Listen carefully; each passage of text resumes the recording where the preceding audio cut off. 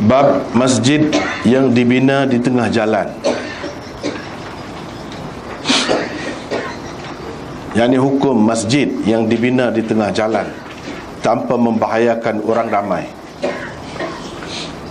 Ia harus menurut Al-Hasan, Ayyub dan Malik.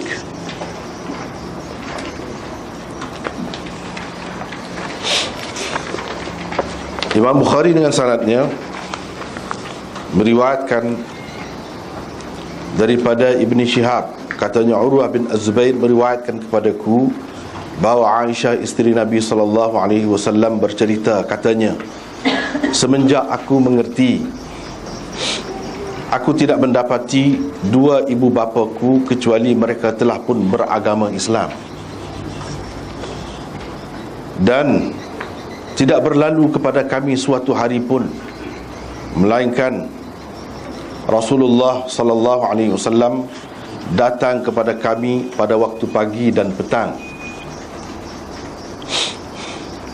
Kemudian timbul fikiran kepada Abu Bakar untuk membina masjid. Lalu dibinanya lah sebuah masjid di halaman rumahnya. Abu Bakar bersembahyang dan membaca Al-Quran di situ. Orang-orang perempuan musyrikin dan anak-anak mereka berdiri melihat Abu Bakar. Mereka kagum dengannya dan terus melihatnya. Abu Bakar seorang yang mudah menangis. Dia tidak dapat mengawal dirinya daripada menangis apabila membaca Al-Quran. Keadaan itu merisaukan pembesar-pembesar orang-orang musyrikin Quraisy. Itulah babnya ini. Tengok dulu sekat tu. Ini lagi tentang masjid. Tak habis lagi tentang masjid. Kali ini berhubung dengan masjid yang dibuat di tengah jalan. Tengah jalan kau, tepi jalan kau, dekat jalan kau, pinggir jalan kau, termasuklah tu. Itu maksud fit tariq. Boleh jadi di tengah betul ataupun tepi, tak kira lah. Itu termasuklah kau. Dan masjid yang dibina di tengah jalan ataupun di tepi jalan ni masjid lagu mana yang dimaksudkan? Masjid istilahi ke, masjid lughawi ke, macam mana? Itu yang nak dibincangkan.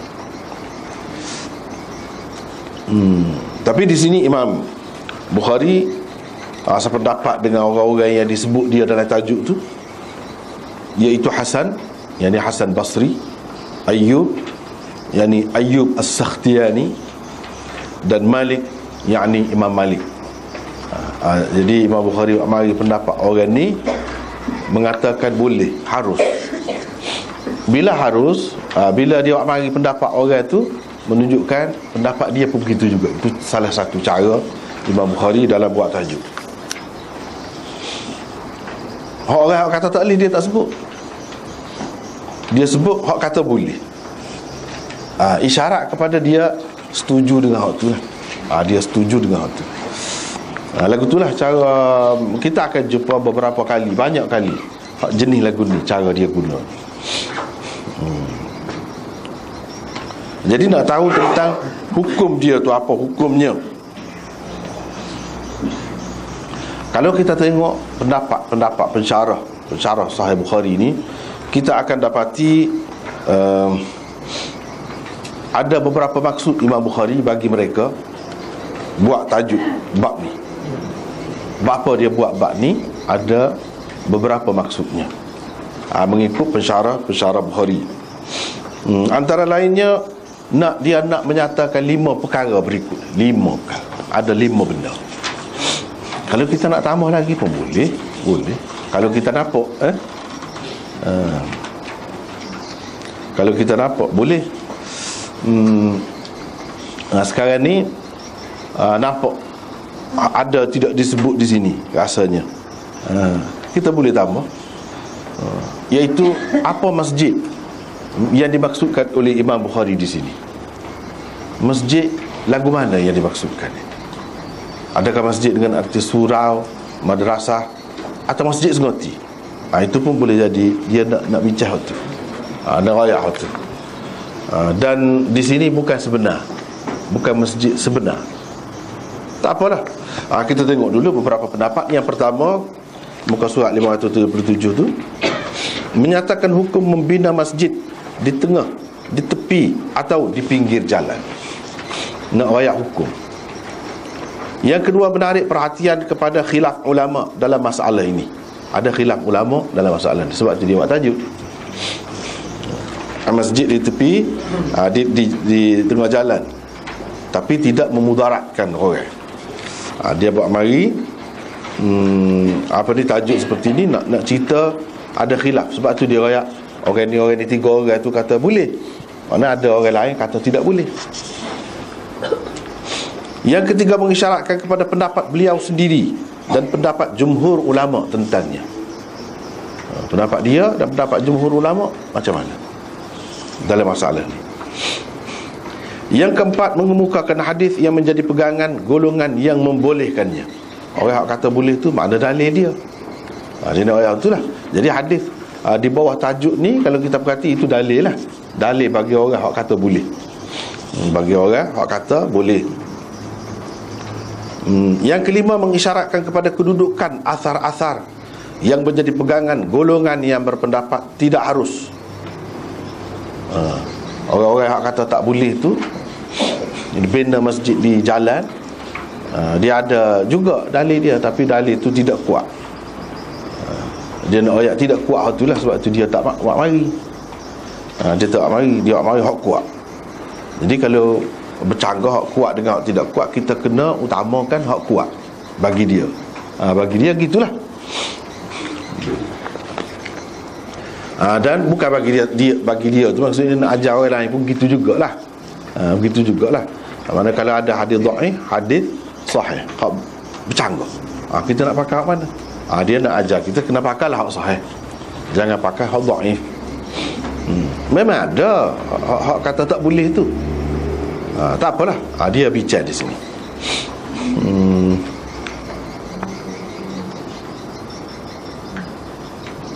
Kebanyakan ulama berpendapat harus membina masjid di atas jalan orang ramai dengan syarat ia tidak membahayakan dan mengganggu mereka. Rasanya tidak termasuk di sini ni. Nombor 5, sepatutnya nekar. Sepatutnya nekar. Nekar tu perkara yang kenanya kepada dia. Imam Bukhari nak cerita apabila ada di dalam hadis sebut perkataan masjid dibina di tengah jalan, di tepi jalan, walaupun tidak mengganggu, kita kena pastikan masjid tu dengan makna apa. Masjid sebenar ke? Yang ni masjid istilahi, masjid kita boleh iktikaf di situ, ada tahiyatul masjid dan sebagainya. Masjid tu ke atau tempat sembahyang. Masjid dengan makna tempat sembahyang, itu orang panggil masjid lughawi. Masjid dari segi bahasa saja, tempat sujud, tempat sembahyang. Supaya balasa, supaya surah, supaya madrasah dan sebagainya. Hak sebenarnya bukan masjid. Tak boleh kita nak iktikaf di situ, tak ada tahiyatul masjid dan sebagainya, tak ada. Jadi apabila kita jumpa dalam hadis Imam Bukhari nak ayat, kita kena perhati masjid lagu mana. Kena pastikan hak tu dulu. Kena pastikan hak tu dulu. Jadi hak Imam Bukhari kata boleh tu, masjid lagu mana? Adakah masjid sebenar atau masjid dengan arti tempat sembahyang sahaja? Tu perkara yang kenal lah, dia nak tarik perhatian kita di situ. Jadi kebanyakan ulama mengatakan tak apalah dengan syarat tidak membahayakan atau mengganggu mereka. Itu syaratnya. Hafiz Ibn Hajar mengemukakan pandangan Al-Maziri dalam masalah ini. Kata Al-Maziri, membina masjid di jalan milik sendiri harus dengan ijma' ulama. Kalau di tanah sendiri ada jalan, lepas tu kita buat masjid, tu semua kata tak apa, tanah kita nak masjid dalam tanah kita, walaupun atas jalan pun dalam tanah kita tu. Tu semua kata, ijma' ulama kata tak apa kalau nak masjid di tempat lagu tu. di atas milik orang ramai, di jalan milik orang lain, tidak harus di jalan orang lain ataupun dalam kawasan tanah orang lain, tidak harus, juga dengan ijma' ulama. Semua ulama sepakat mengatakan tak boleh nak jalan di tempat lagu tu. Di atas tanah milik orang ramai atau milik kerajaan yang diguna sebagai jalan pula harus dengan syarat tidak memudaratkan mereka. Kalau hak milik orang ramai, milik kerajaan, kosong apa, tapi jalan boleh nak buat, tapi dengan syarat. Dengan syarat tidak memudaratkan orang ramai, tidak mengganggu, menyusahkan orang ramai. Itu syaratnya.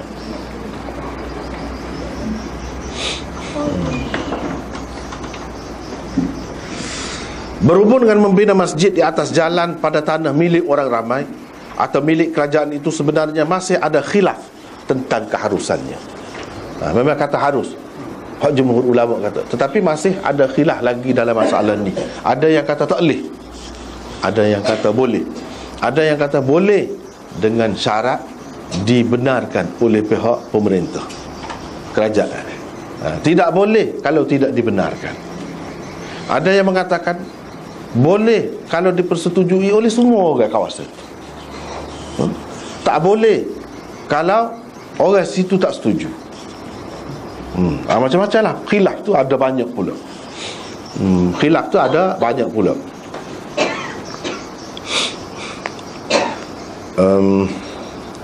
Bolehkah tanpa kebenaran pihak berkuasa atau tidak boleh? Ada khilaf. Semua dalam masalah menghidupkan tanah mati dah juga. Orang panggil tanah mati kan. Tanah tu kerajaan, tak ada milik siapa-siapa. Zaman dulu banyak berlaku lagu ni. Sekarang ni pun ada juga, tapi tak banyak mana. Sebab apa? Sebab Nabi SAW ada bersabda, man ahya ardan maitatan fahiya lahu. Siapa-siapa menghidupkan tanah mati, dia panggil, dia tanah tu menjadi haknya, miliknya. Imam Syafi'i dan ramai lagi ulama-ulama lain mengatakan boleh, memang jadi milik dia, tak payah minta kebenaran kerajaan pun. Tanah hutan kita kata zaman dulu kan, Lah ni ada juga, tapi tidak sebanyak zaman itu. Sebab orang pun tak berani nak pergi, tak segi jauh-jauh gitu semua kan. Jadi setengah-setengah tu pihak kerajaan memang suka pun dia nak suruh orang ni pergi rata duduk, tidak kata duduk setempat jadi penuh. Jadi dia bagi galakkan gitulah. Setengah-setengah tu memang kerajaan benar, siapa-siapa pergi boleh ke dia. Cuma dia kena buktikanlah dia telah usahakan tanah tu, menghidupkan tanah tu, dengan kita kata dia perata tanah, dia tanam, dia pagar dan sebagainya. Bahagian dia tu, kawasan dia, boleh ke dia. Itu maksud hadis. Tapi Imam Abu Hanifah dan ramai lagi ulama yang lain mengatakan tak boleh lagu tu. Dia kena dengan kebenaran kerajaan. Kalau kerajaan tak benar, mana-mana kawasan tak boleh. Kalau kerajaan benar, kerajaan kata gitu, jadi hak saat ni man ahya ardan maitatan fahiya lahu. Bagi mereka, Nabi SAW kata gitu sebagai ketua negara, bukan sebagai seorang tu biasa gitu mengajar mubalik. Sebagai ketua negara. Jadi ketua negara dia boleh, kerajaan dah lah tu. Jadi Nabi kata gitu, sesiapa yang buka tu menghidupkan tanah mati, boleh ke dia. Tu kerajaan dah tu kata, pihak pemerintah tu. Jadi bila ada kebenaran pemerintah, boleh lah. Sekarang ni pun gitu juga. Kerajaan kata kawasan ni nak dibuka, siapa-siapa pergi teroka, boleh ke dia, misalnya. Itu kebenaran kerajaan. Itu orang panggil lagu tu. Kalau tak ada langsung, itu tak ada kebenaran. Tak ada langsung. Jadi Imam Abu Hanifah kata tak boleh, kena dengan kebenaran kerajaan. Hadis tadi, dia kata hadis tadi Nabi kecek tu sebagai seorang pemimpin, ketua negara, bukan sebagai seorang biasa. Bukan sebagai seorang biasa. Tapi Imam Syafi'i dan ramai lagi orang lain mengatakan tak. Hak Nabi kata gitu tu, Nabi kata dari segi agama, dari segi hukum, bukan sebagai ketua negara, bukan sebagai pemerintah. Sebenarnya kalau kita perhatikan, kedua-dua pendapat tu ada lebih dia, dan ada juga sudut kurang dia. Sudut lebihnya lagu mana kalau tanpa kebenaran kerajaan? Tanpa kebenaran kerajaan. Kalau tempat tu memang orang tak pergilah, payahlah. Nak menanam, nak gapo pun, tanah tu kita kata tanah, orang tak usah tanah tandus ke, kita kata tanah gersang ke, tak ada orang nak pergi. Jadi tak ada tawaran apa-apa. Tapi kalau kita pergi situ, bermakna kita yang mula-mula menghidupkan tanah. Kita kena usaha kuat lah, kena curahkan banyak tenaga lah, kita kata pergi situ.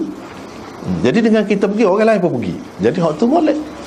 Dari satu segi, dalam keadaan itulah tanah ni luas sangat, kosong, duduk terbiar saja. Daripada terbiar saja, jadi kalau orang sanggup pergi, kalaulah kerajaan kata pergi lah, dia akan kata pula tanah lagu tu nak beri, boleh tak? Jadi dia tak kata gapo. Jadi kalau orang pergi, Allah bermolek, jadi makmur kawasan tu. Jadi tidaklah penduduk ni duduk tertumpu pada satu tempat. Dia jadi bersesak-sesak rumah tu. Jadi kalau pergi sana, molek dari satu segi. Tapi dalam keadaan tanah sikit, tanah sudah terhad dan orang boleh pergi dengan mudah, banyak kemudahan. Kalau buat lagu tu berat juga tu. Jadi terutamanya orang-orang hak banyak pitih, ada dengan kereta gala, kereta sodok, gapo semua tu kan dah. Metah je pergi kaya-kaya. Jadi boleh ke dia dalam masa sementara. Tak boleh. Jadi hak semoleknya kita pakai hak tu. Hak dengan kebenaran kerajaan tu kalau keadaan sekarang. Keadaan sekarang. Hak dalam mazhab Syafi'i pun sebenarnya pakai hak tu juga. Tak pakai dah hak. Mana secara mutlak tu benar tu. Siapa-siapa ikutlah, pergi berhidup tu boleh ke dia. Tak pakai dah hak tu sebenarnya. Dia pakai hak mazhab Hanafi. Sebab apa? Hak tu lebih terkawal. Sebenarnya sekarang ni bukan masalah kawasan tanah saja, kawasan laut, kawasan udara, macam-macam lagi hukum tu. Jadi kalau semena-mena dibuka peluang kepada orang, dia boleh jadi siapa ke peringkat tu dikuasai oleh dia. Jadi sedangkan ini merugikan masyarakat, hanya untuk satu golongan, segelintir orang saja. Sedangkan kalau kerajaan pegang ke dia, jadi boleh faedah untuk orang ramai. Ataupun kalau dia bagi, mestilah dia bagi ada hak dia. Ni sebanyak ni, orang sebanyak ni. Lebih teratur. Lebih teratur. Dan kalau pergi buat gitu, hak dia kata hak dia dah, padahal naik semuk tu jadi naik pohon kayu, tak ada dia buat apa-apa pun. Hak lain mari pula, dia kata dia buka pula situ, jadi balah pula. Hak ni kata hak dia, hak ni kata hak dia, balah. Tapi kalau dengan kebenaran kerajaan, dia tidak berlaku begitu. Sebab segala-galanya teratur, tercatat dengan baik. Jadi hak lebih moleknya hak tu. Serupa juga dengan masjid ni. Jadi hak tu cerita tanah, hak ni cerita masjid. Serupa juga. Jadi kalau atas tanah kerajaan, kalau nak kira memang boleh lah. Tetapi hak kerajaan, supaya orang buat di tepi sungai ke apa kan, hak tanah reserve tu, tanah hak tak boleh orang milik lah. Ada juga orang pergi buat rumah situ, tetapi mungkin keadaan tu bahaya. Kalau banjir, kalau gapo, kau rutuh rumah dia. Tapi orang kadang-kadang dalam keadaan susah, dia buat juga. Dia buat juga walaupun tidak ada kebenaran. Jadi kalau mati, kalau gapo, tak boleh disalahkan pihak pemerintah lah, pihak kerajaan lah, diri sendirilah yang salah. Sebab kerajaan nak benarkan sesuatu tempat tu, dia sepatutnya ada juga tidak tak kena kan. Sepatutnya dia kena pastikan dulu tempat selamat. Tak boleh benarkan tempat-tempat yang tidak selamat. Itulah kalau dengan keputusan kebenaran pihak kerajaan, pemerintah, dia lebih terkawal. Hak tu lebih molek. Sumpah juga dengan masjid. Masjid ni bukan sebarangnya.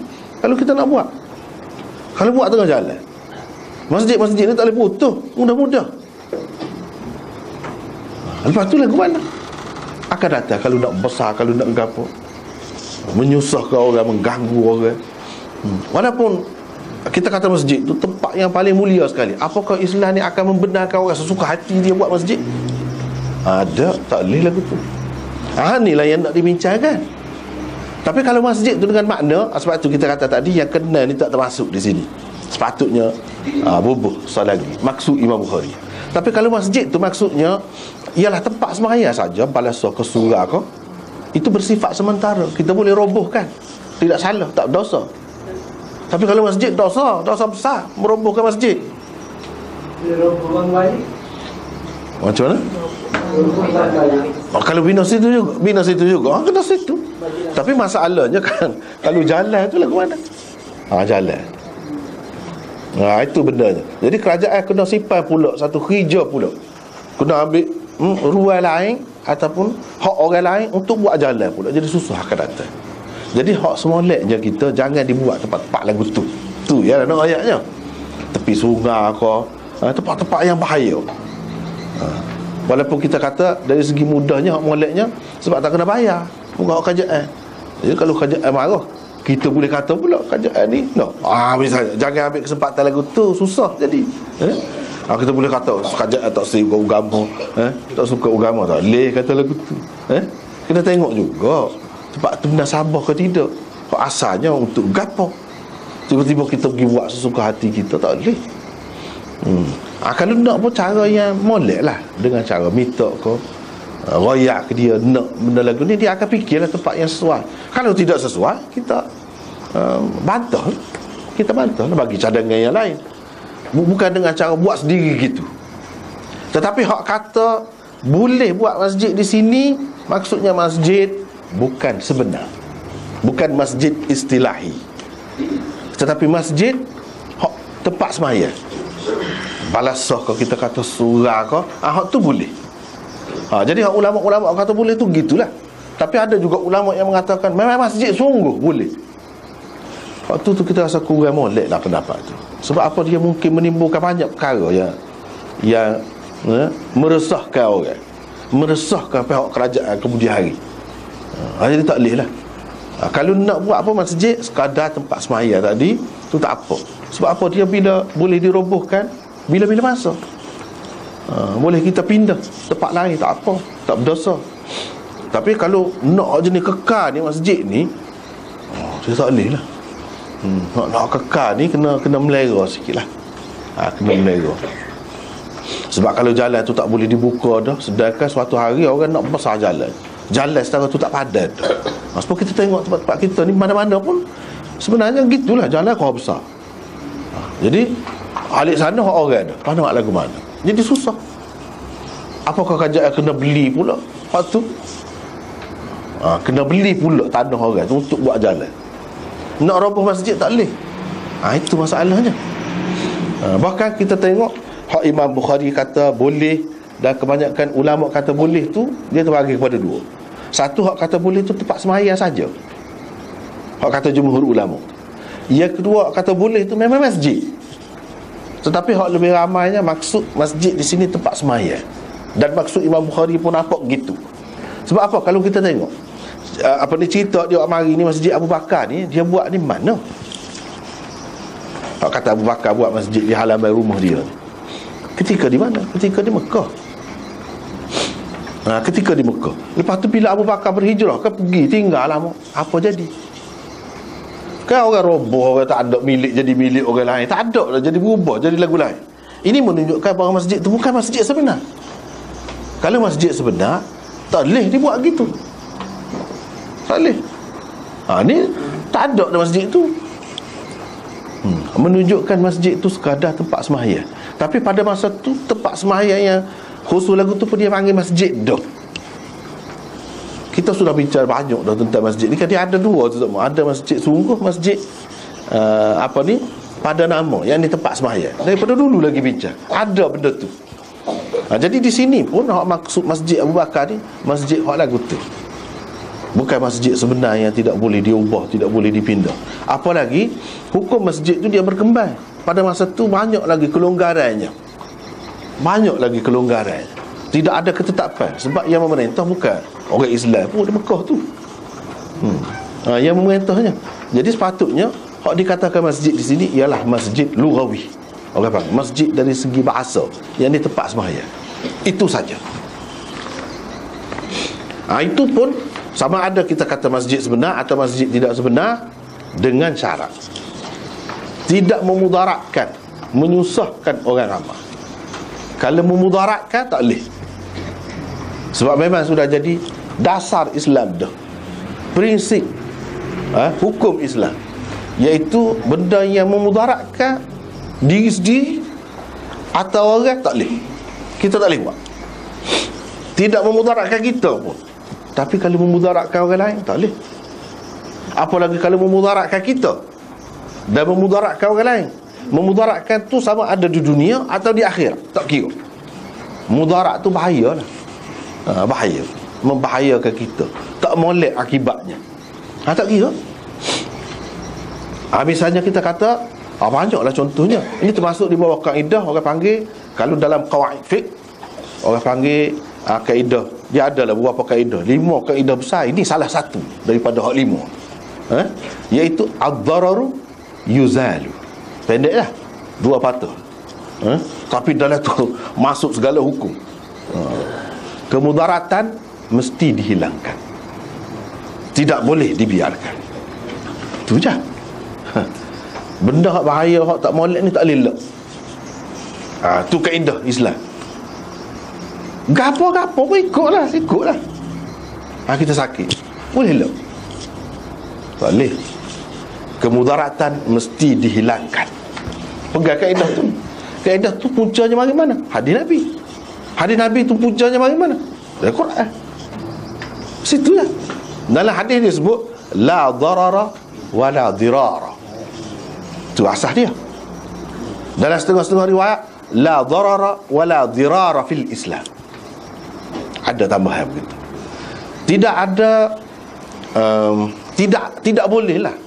Tidak boleh membahayakan diri sendiri dan membahayakan orang lain. Tak boleh. Itu asasnya. Hak Nabi kata. Satu maknanya. Ada juga ulama-ulama, banyak makna dia diberikan oleh mereka. Antaranya tadi. Antaranya lagi, tidak boleh kita memudaratkan orang dalam keadaan benda tu menguntungkan kita. Tak boleh juga. Ataupun yang kedua, la dirara tu, tidak boleh memudaratkan orang dalam keadaan tidak ada apa-apa pun faedah kepada kita.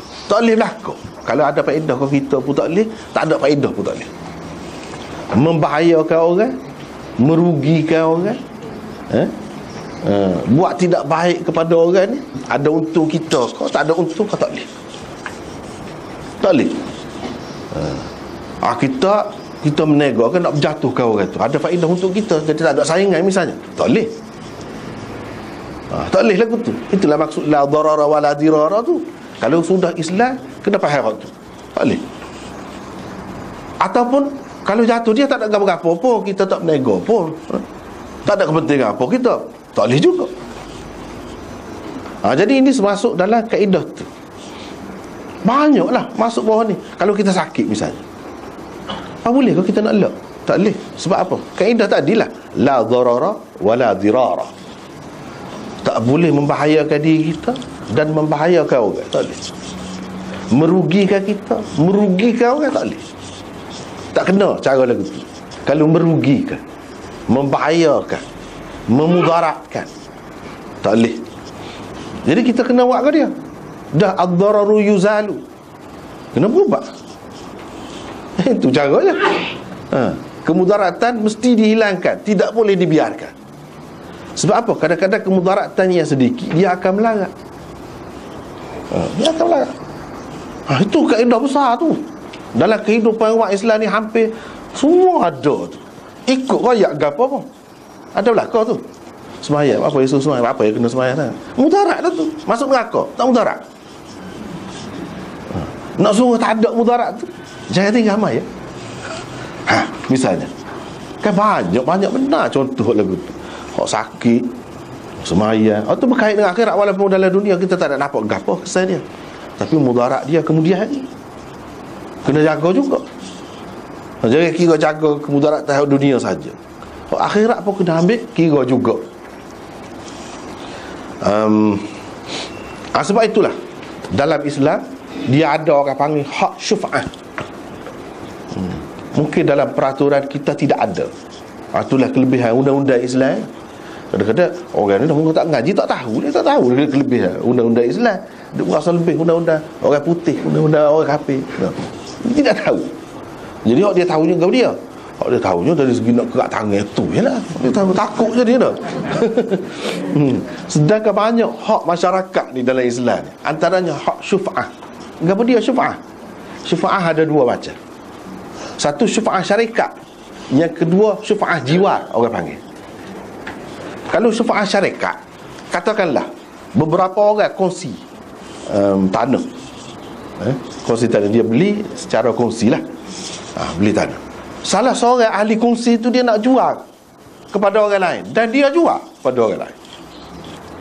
Dia tidak royak pun kepada beberapa orang lain. Katakanlah 5 orang, seorang tu nak jual, atau 2 orang kau nak jual, ikutlah. Dia jual, dia tak royak. Jadi ahli kongsi dia sekali ni, dia boleh membatalkan jual beli itu.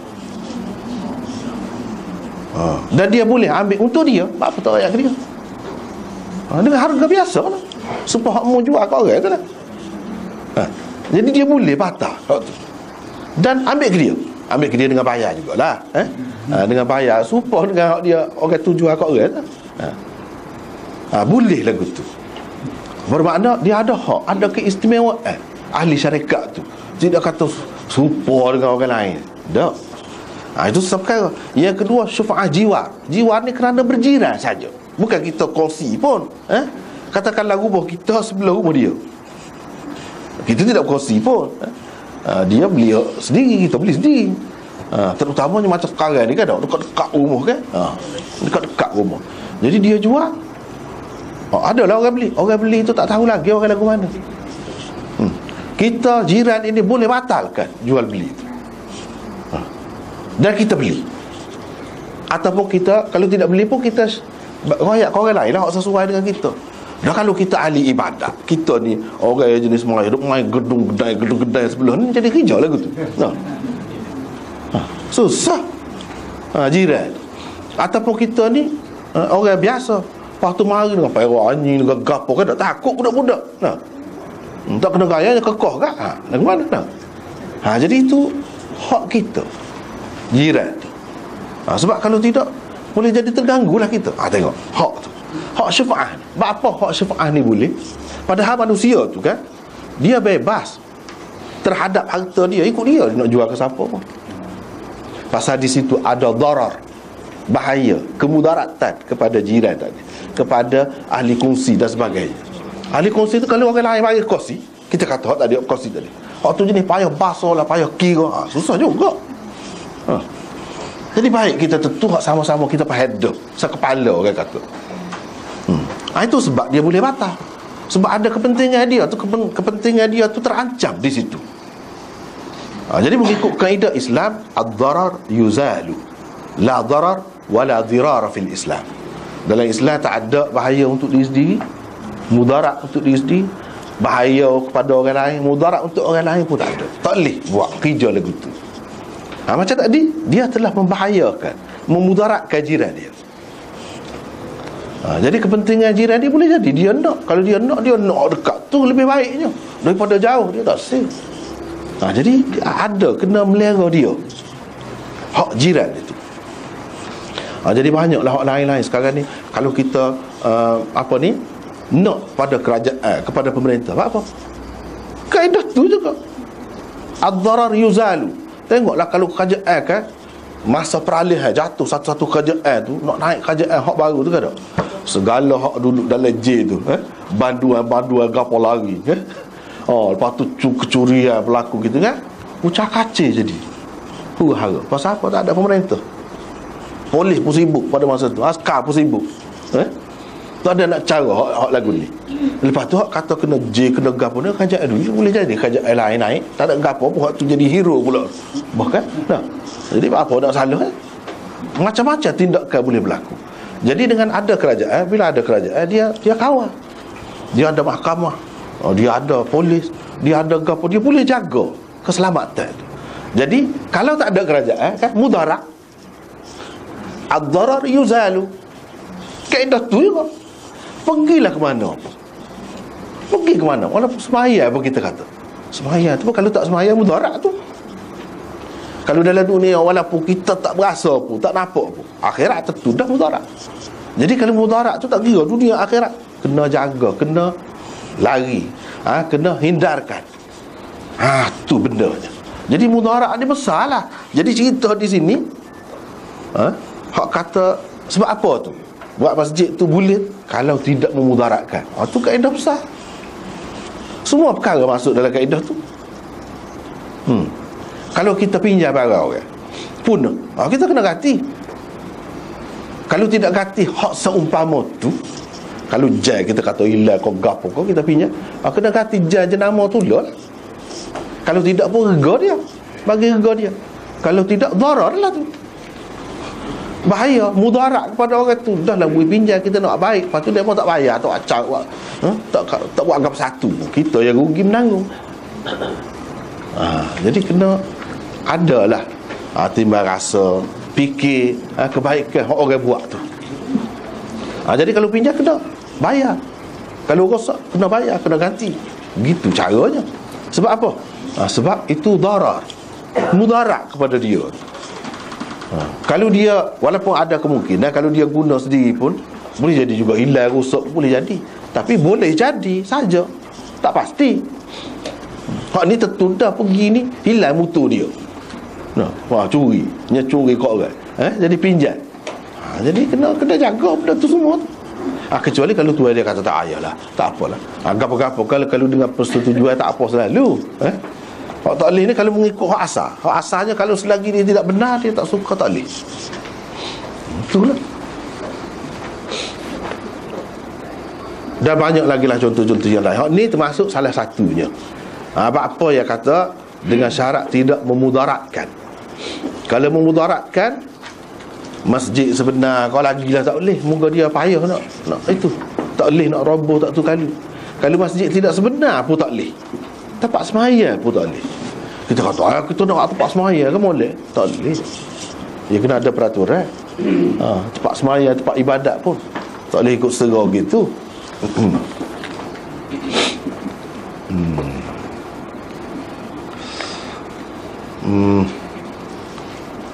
Sufyan Ats-Tsauri, Imam Ahmad, dalam salah satu riwayat daripadanya dan segolongan ulama dalam mazhab Hanafi berpendapat ia baru harus apabila ada kebenaran pemerintah. Seperti tadi lah, semua ranah tadi. Masalah nak masjid ni pun kena kebenaran pemerintah. Kita tak boleh mengambil kesempatan. Bila kita buat situ, pemerintah larang, pemerintah suruh pindah, kita kata ke dia pula tak boleh. Itu rakyat pun dia kena tahu juga hak dia, tanggungjawab dia. Tak boleh menyalahkan pihak pemerintah saja, tak boleh. Tanpa kebenaran pemerintah ia tidak harus. Pandangan seperti ini juga ada dinukilkan daripada Ibnu Mas'ud dan Qatadah. Jadi alasan mereka ialah manfaat jalan itu adalah hak bersama umat Islam dan rakyat jelata lain yang tidak beragama Islam. Jadi tak boleh, sebab tu ada hak orang lain. Jangan kita kira kita saja. Orang Islam, hak tidak Islam pun ada juga. Kena ambil kira hak tu.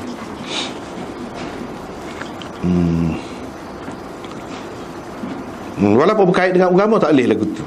Kedudukannya samalah dengan pembahagian harta milik bersama orang-orang Islam, seperti dalam pembahagian tanah mati dan lain-lain. Campur tangan pihak berkuasa dan keizinannya adalah sesuatu yang perlu dalam menangani kes-kes seperti ini. Pasal apa nak suruh tidak berlaku pergaduhan? Itu yang sebenarnya yang ada institusi tu, institusi ni tu tak sibui berlaku pergaduhan dan tidak puas hati mana-mana pihak. Al-Hasan, Ayyub, Abu Hanifah, Malik, Syafi'i, Ahmad dalam salah satu riwayat daripadanya dan lain-lain tokoh pula berpendapat harus, dia kata boleh, kerana pembinaan masjid di atas bahagian jalan yang luas tidak akan memudaratkan orang-orang yang lalu lintas di situ. Dengan syarat luas lah jalan tu tak ada hak, kita kata kalau buat sini sana boleh lalu lagi, dengan syarat lagu tu.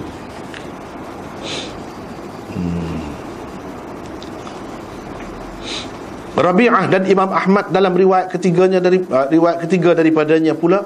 Jadi Imam Ahmad ni ada beberapa pendapat dia. Kita nak tahu berapa pendapat dia ni, kena tengok kitab dalam mazhab Ahmad lah. Kitab dalam mazhab Ahmad. Jadi hak mana hak paling kuat di sisi dia? Kalau nak kira dari segi riwayat tu, ada pendapat Ahmad itu ada beberapa. Misalnya dalam masalah ni 3 ada pendapat dia. Yang mana ketiga-tiganya tu nampak berbeza lah. Berbeza.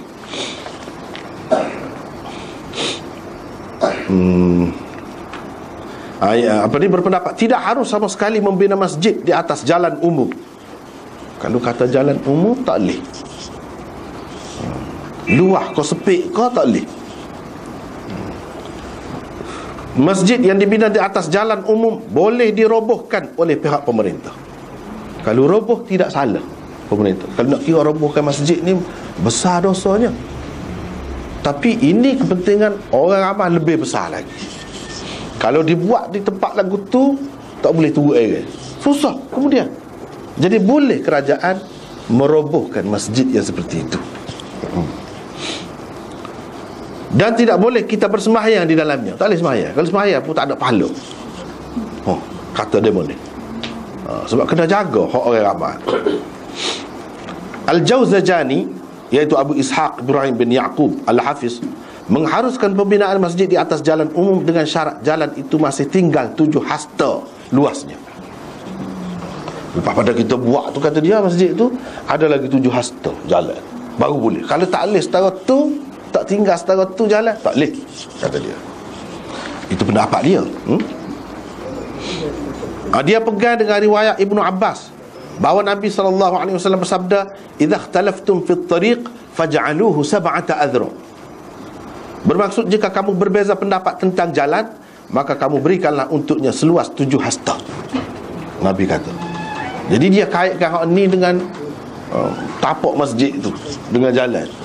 Tetapi orang-orang dalam mazhab Hambali sendiri, jadi dia kata ni pendapat Imam Ahmad. Orang-orang dalam mazhab Hambali sendiri seperti Ibnu Rajab, dia kata tidak gitu maksudnya. Imam Ahmad tidak maksud begitu. Hak ni masalah ni, kalau orang nak tanah syarikat ataupun tanah banyak-banyak nak pecah lek, lepas tu nak buat jalan, jalan tu sekurang-kurangnya kena 7 hasta. Itu maksudnya.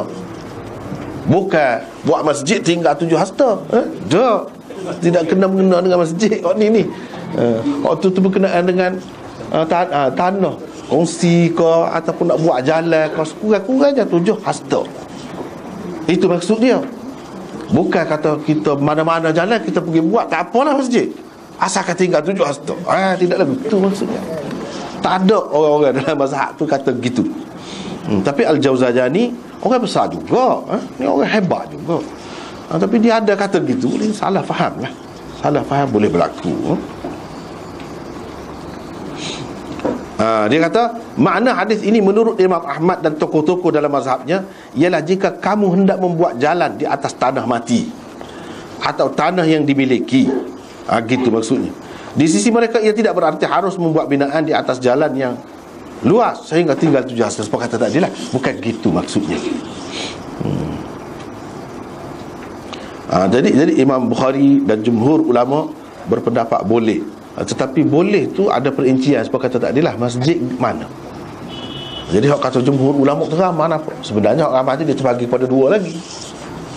Satunya mengatakan hak boleh tu masjid dengan makna tempat sembahyang saja. Satu lagi mengatakan masjid tu dengan makna masjid sungguh. Tentu sekali hak lebih ramainya maksud dia iaitu tempat sembahyang. Dan kalau kita mengambil kira hadis Abu Bakar ni tempat sembahyang, bukan masjid sungguh. Bukan masjid sungguh. Lebih sesuai hak tu, pergi ke situ. Bukan kata masjid hak sebenarnya.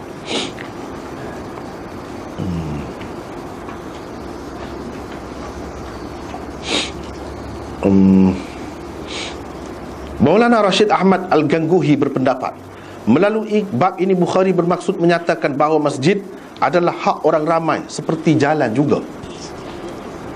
Oleh itu setiap orang daripada mereka boleh membina masjid di atas sebahagian jalan jika ia tidak memudaratkan orang ramai. Tetapi setiap orang daripada mereka juga berhak menegah pembinaan masjid itu walaupun pembinaannya tidak menimbulkan apa-apa kemudaratan. Dia kata hak orang ramai lah tu. Kalau setuju lah kau tak apa. Tapi kalau ada hak tak setuju, hak tak boleh buat. Dia nak ayat tu dia sebenarnya. Imam Bukhari nak ayat tu. Itu pada pendapat dia lah. Kalau ada seorang saja yang tegur, orang Islam ke, hak tidak Islam ke, tak kira lah. Sebab itu hak orang ramai jalan tu. Hak orang ramai. Jadi tak boleh buat. Pendek kata, setiap anggota masyarakat boleh membuat sesuatu yang tidak memudaratkan orang lain di atas jalan itu. Biasa kalau kita tengok di tepi jalan tu orang buka gerai, di jalan besar gerai, orang buat dia tambah sikit, dia bubuh awning ke apa, kau dengar dekat rumah dia tu, masuk ke jalan sikit tu. Kalau rumah betul-betul dalam bandar kan, banyak berlaku gitu tu. Boleh ke tidak? Tu nak ayat hukum ni lah. Hukum ni boleh kalau tidak memudaratkan. Kalau tidak mengganggu boleh, tapi kalau mengganggu tak boleh. Masjid pun lagu tu juga. Masjid pun lagu tu juga. Jadi kita nak guna jalan tu pastikan. Jadi hak semoleknya benda ni tidak dibiarkan pada masing-masing orang lah. Kena ada pemantauan oleh pihak pemerintah, penguasa. Ada polis, ada pengawal. Takut kalau tidak, kalau lelak kau orang kan dah. Habislah. Mudah ya, sebentar ya kita tengok kalau tak ada polis dah. Misalnya dekat stadium kita dah metar bijak kalau tak ada polis. Jadi dia samai dia gitu gini pun ya ledah lah. Tidak salah tu. Tidak salah halik dia. Sebab apa? Hak orang ramai. Dia kena ambil kira tu. Hak orang ramai.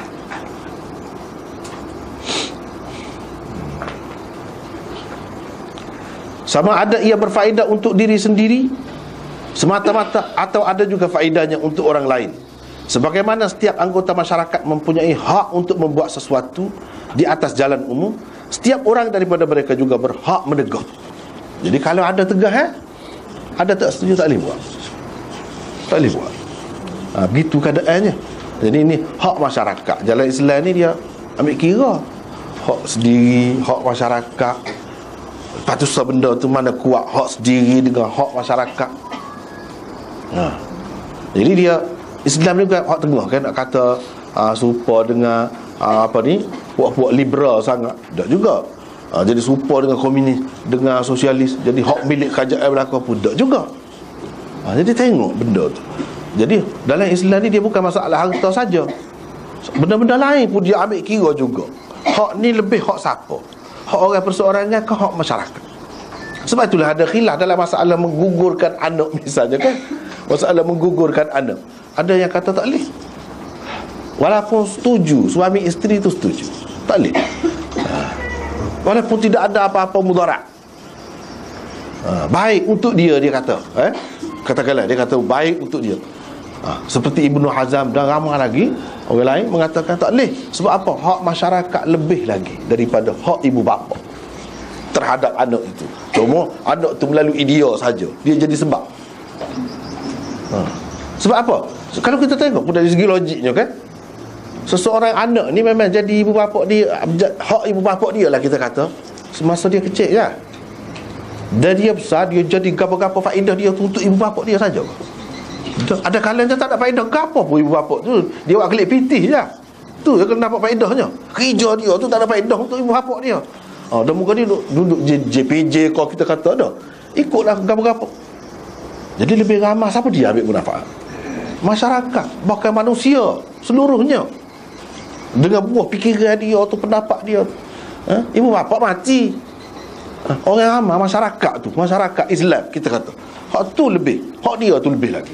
Sebab dia tak putus. Itu alasan dia. Dengan sebab tu, kok mana-mana pun tak boleh, kata dia. Kecuali, adalah kecuali kalau sudah pasti dah anak tu memang cacat, memang tidak molek, itu alasan-alasan yang munasabah. Tapi kalau alasan kerana jadi tak berapa cukup makan lah, tak mewah lah makan, tak boleh kalau lagu tu bos taruh tu. Tapi setengah-setengah ulama kata tak boleh. Sebab apa? Dia kira hak ibu bapa tu lebih daripada hak masyarakat. Jadi situ beza tu. Beza pandangan hak mana lebih? Hak masyarakat ke hak individu? Dia ambil kira dalam Islam. Jadi hak ini dikira hak masyarakat tu lebih. Kalau seorang pun tu tak setuju, tak boleh dah. Jadi kena ambil kira benda tu. Apabila kita buat peraturan, kita nak bagi kebenaran pihak kerajaan tu, kena tanya betul-betul setuju belaka ke tidak. Kalau seorang tak setuju, kalau mengikut ni lah, dapat ni kan, tak boleh. Tak boleh. Buat. Jadi hak semoleknya begitulah. Hak semoleknya.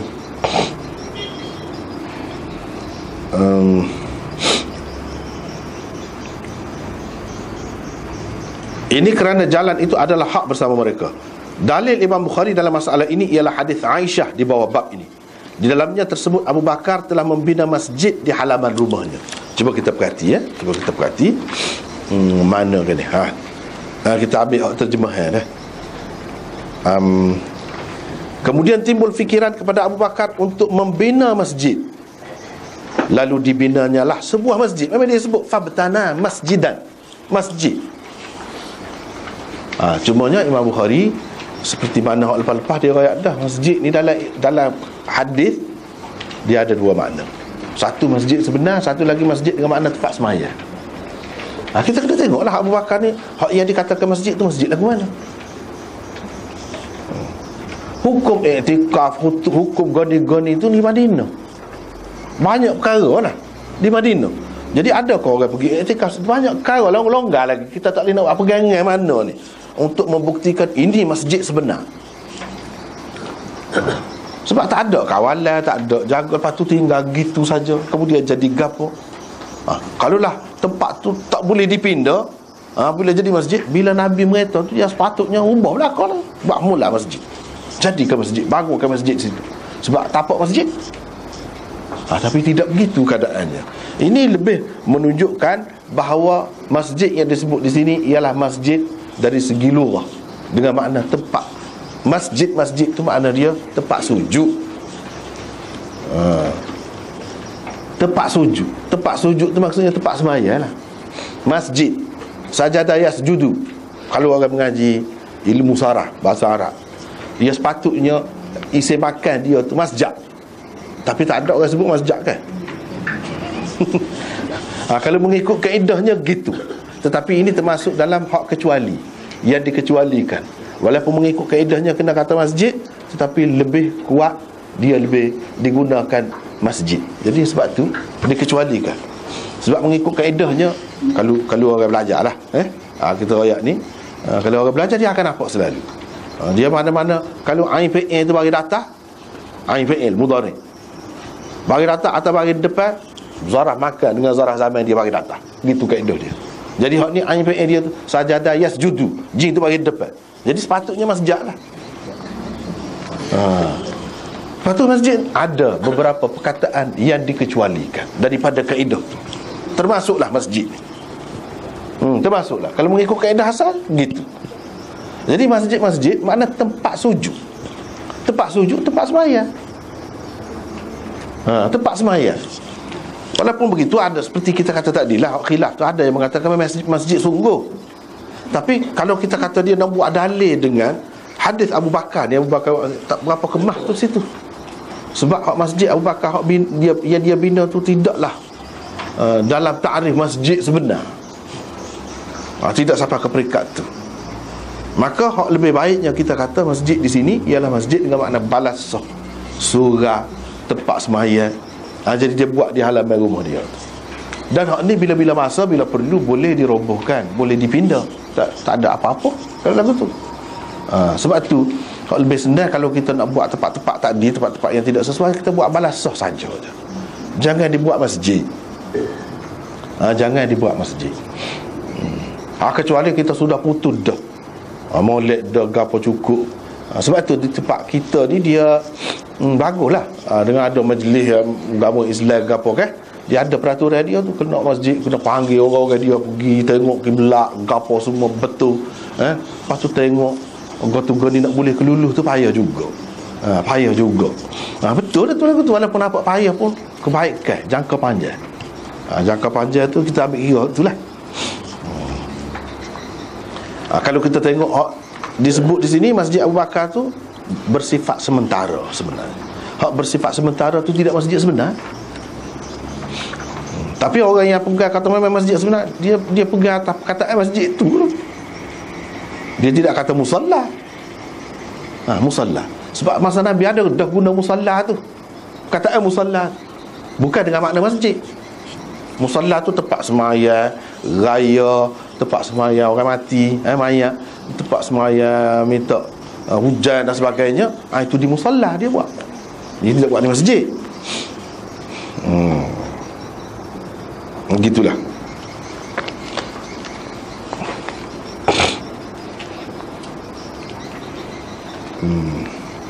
Sebahagian daripada halaman rumahnya merupakan jalan orang ramai.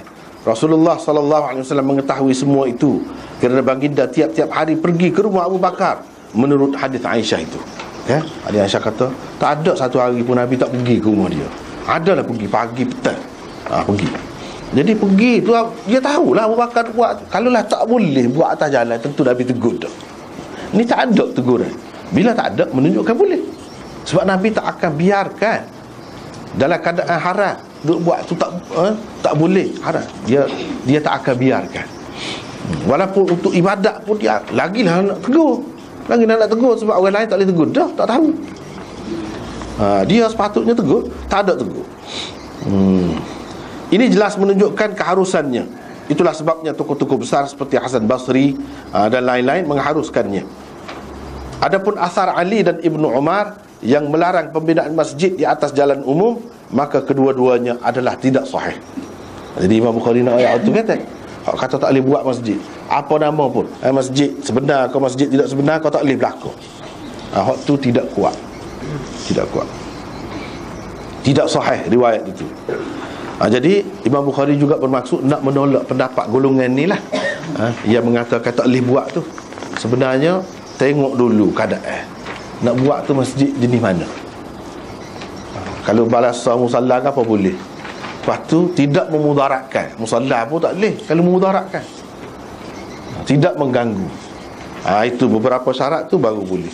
Kalau tak ada syarat tu tak boleh.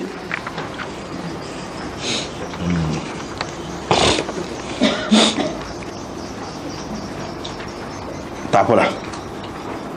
Jadi hadis 456 ni, hadis Abu Bakar buat masjid ni, Imam Bukhari ulang sebut, orang panggil sebut atrafnya.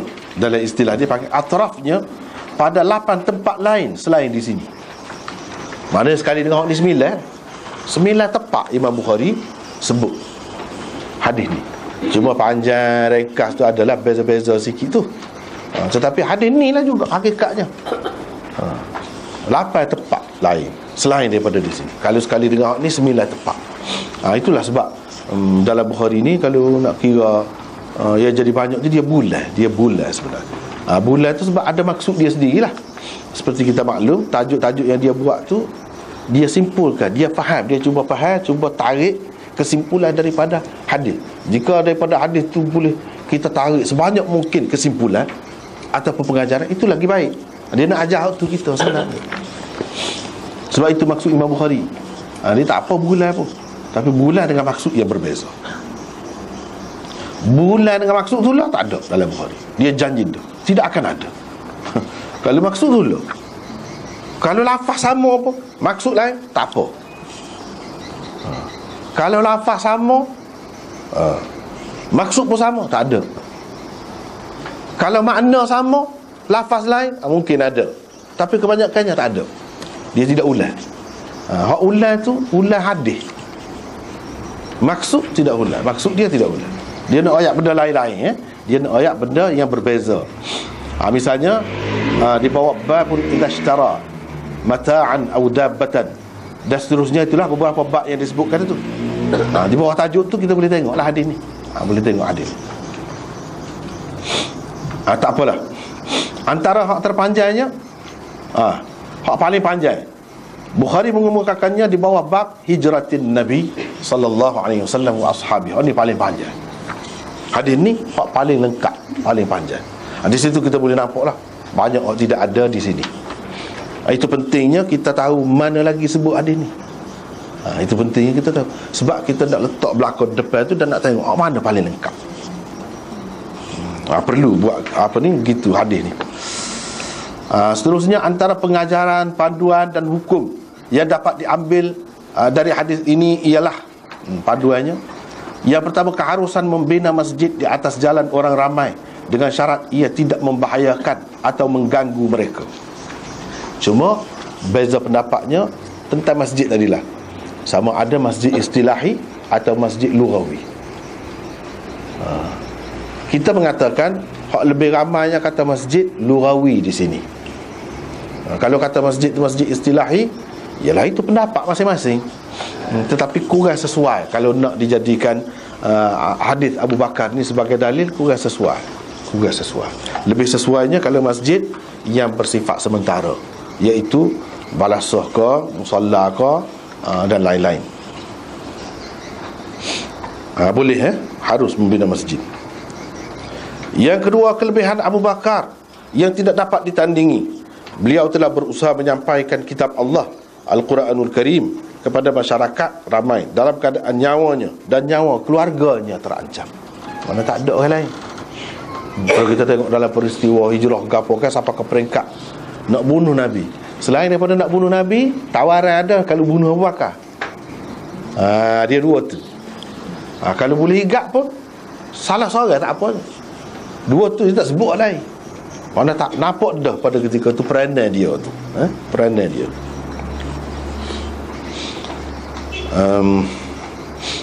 Sebab itulah Nabi SAW pergi sama-sama ke rumah dia. Sebab nak bincang, nak kecek, nak apa dia tu boleh. Hak lain tidak gitu, tidak serapat tu lah. Dan kalau kita tengok dalam sejarah pun, kenyataan membuktikan bahawa selepas Nabi wafat, yang menjadi penggantinya memang Abu Bakar. Memang betul dah lah.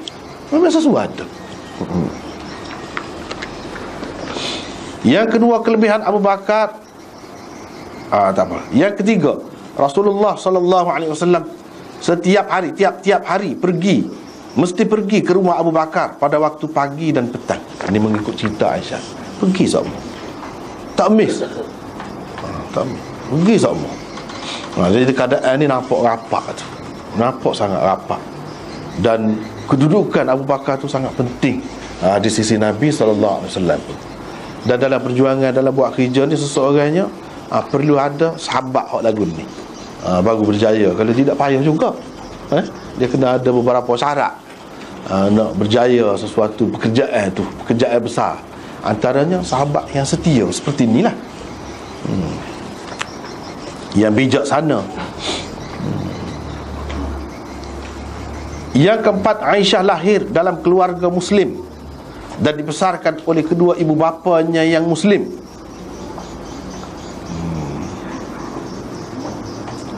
Seingat-ingat Aisyah, kedua ibu bapanya telah pun Muslim. Secara tidak langsung ia menunjukkan Abu Bakar dan Ummu Ruman memeluk agama Islam di peringkat awal lagi. Dia tak ingat ayah dia ni tidak Islam, mak dia. Seingat-ingat dia tahu-tahu tu ayah kedua ibu bapanya Islam dah. Maknanya awal benar lah Abu Bakar ni Islam.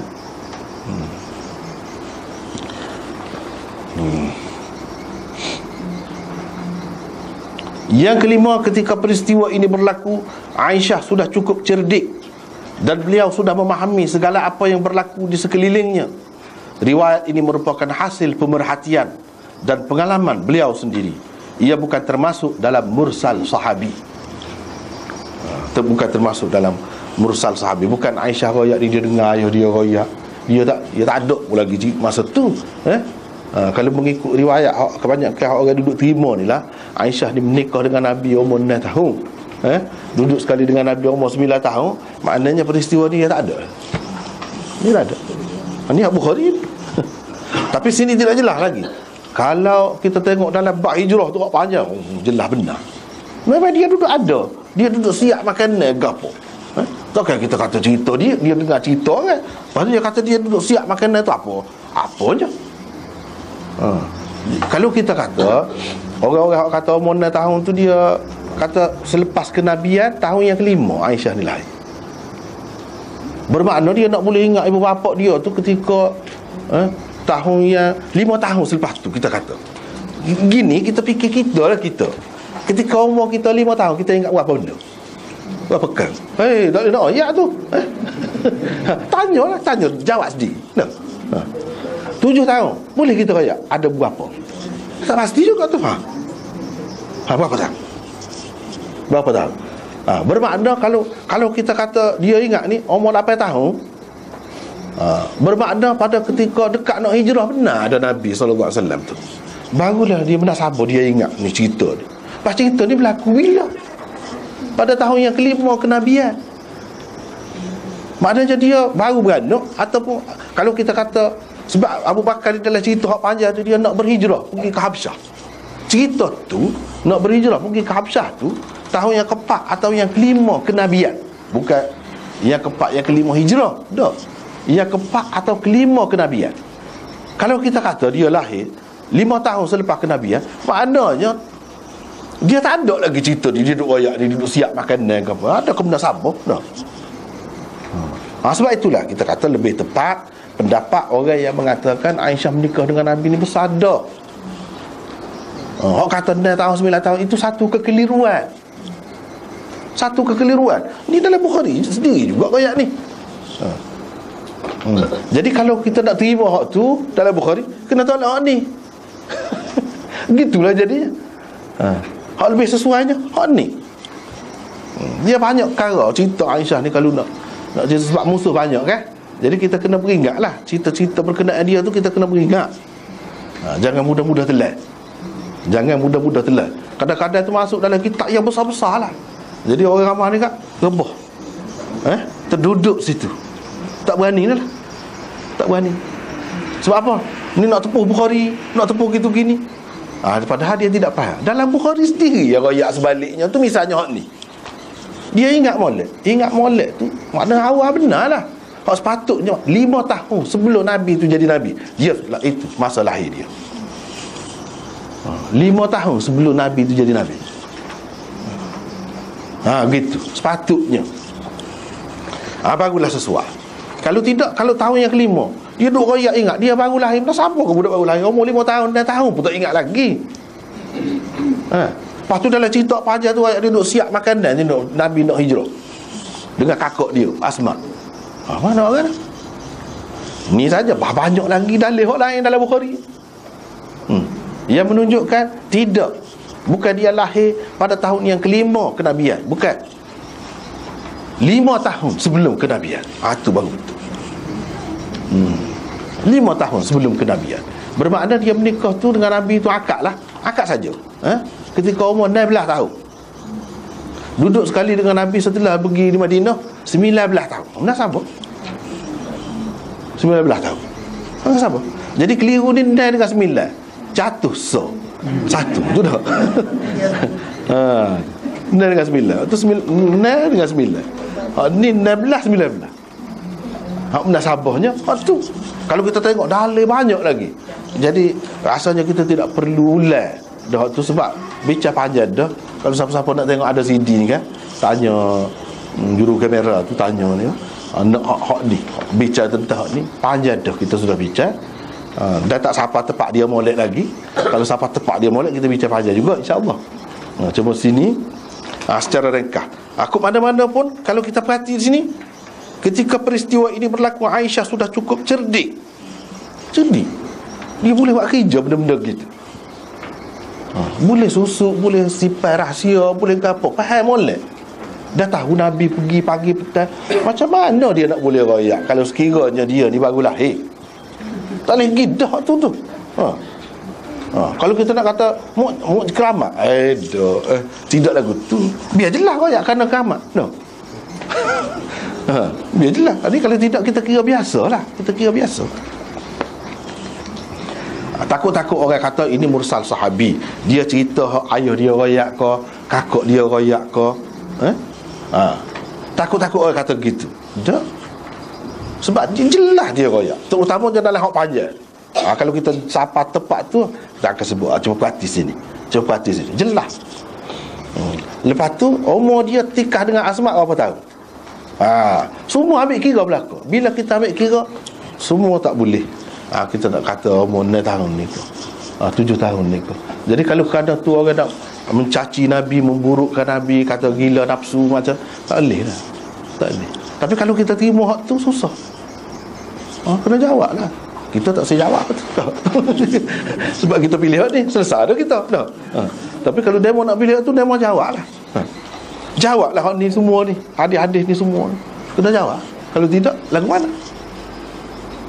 Supaya juga ilah kalu tu kan, ilah kalu tu sahih benar hadisul ifk.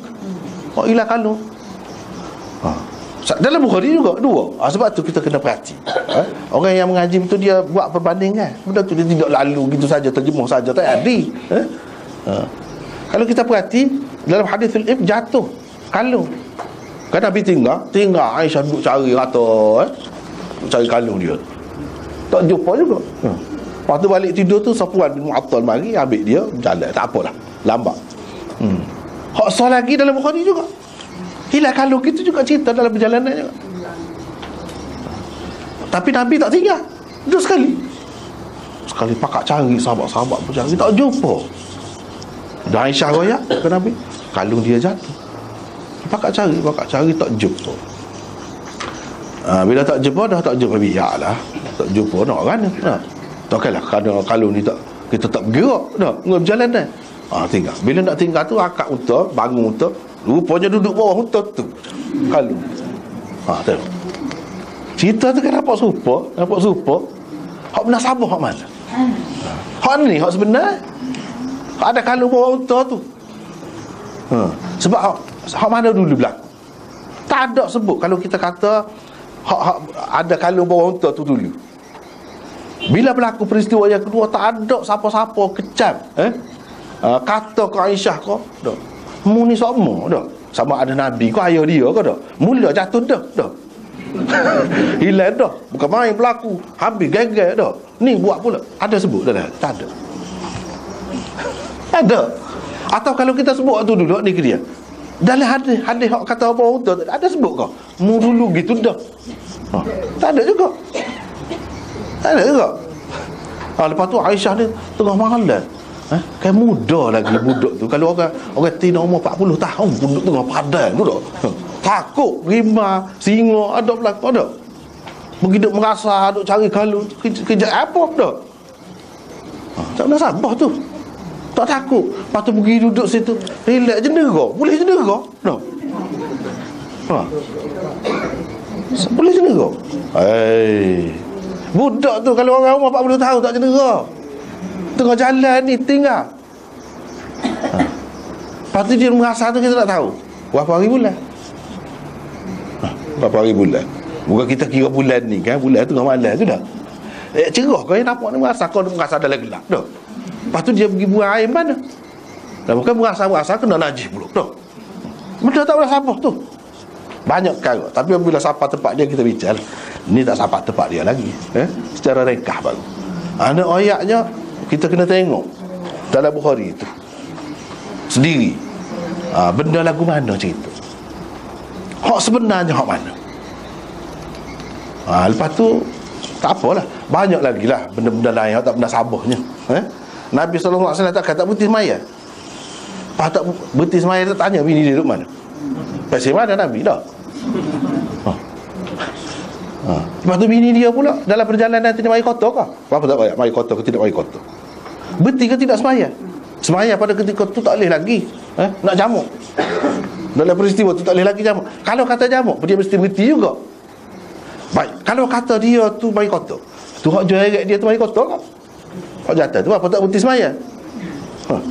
Tak pernah habis lah kau tu. Tak apalah. Bila sampai tempat dia banyak lah yang kita akan bincang. Sekarang ni secara ringkas saja dulu. Secara ringkas saja dulu. Jadi banyak cerita-cerita Aisyah ni benda hak tak betul lah banyak.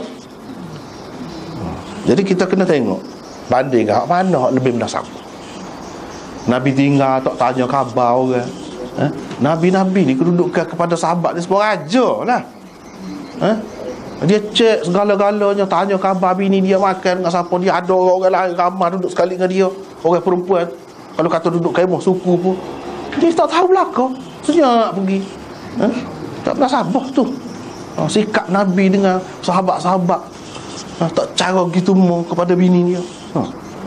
Tak pernah sabar. Tak lah tu kita semula lah bincang semula. Kita bincang semula. Jadi nak cerita je ketika ni pada tahun kelima hijrah peristiwa ni berlaku. Ni cerita masjid Abu Bakar buat masjid ni bukan kelima hijrah, kelima kenabian. Bila dia nak pergi ke Habsyah, tak jadi. Bila jumpa dengan Ibnu Darinah atau Ibnu Durunah, kawan tu kata, mu tak sakit orang setara mu ni, puak-puak tu nak halal, nak hambak. Oleh orang yang baik gini mu tak ada dalam masyarakat, teruklah. Aku nak kira, kata dia, aku nak bagi perlindungan kepada kamu. Dalam masyarakat Arab, kalau satu orang bagi perlindungan, terutama orang lebih, dia tak akan ganggu lah. Abu Bakar pun dah muka saing rapat.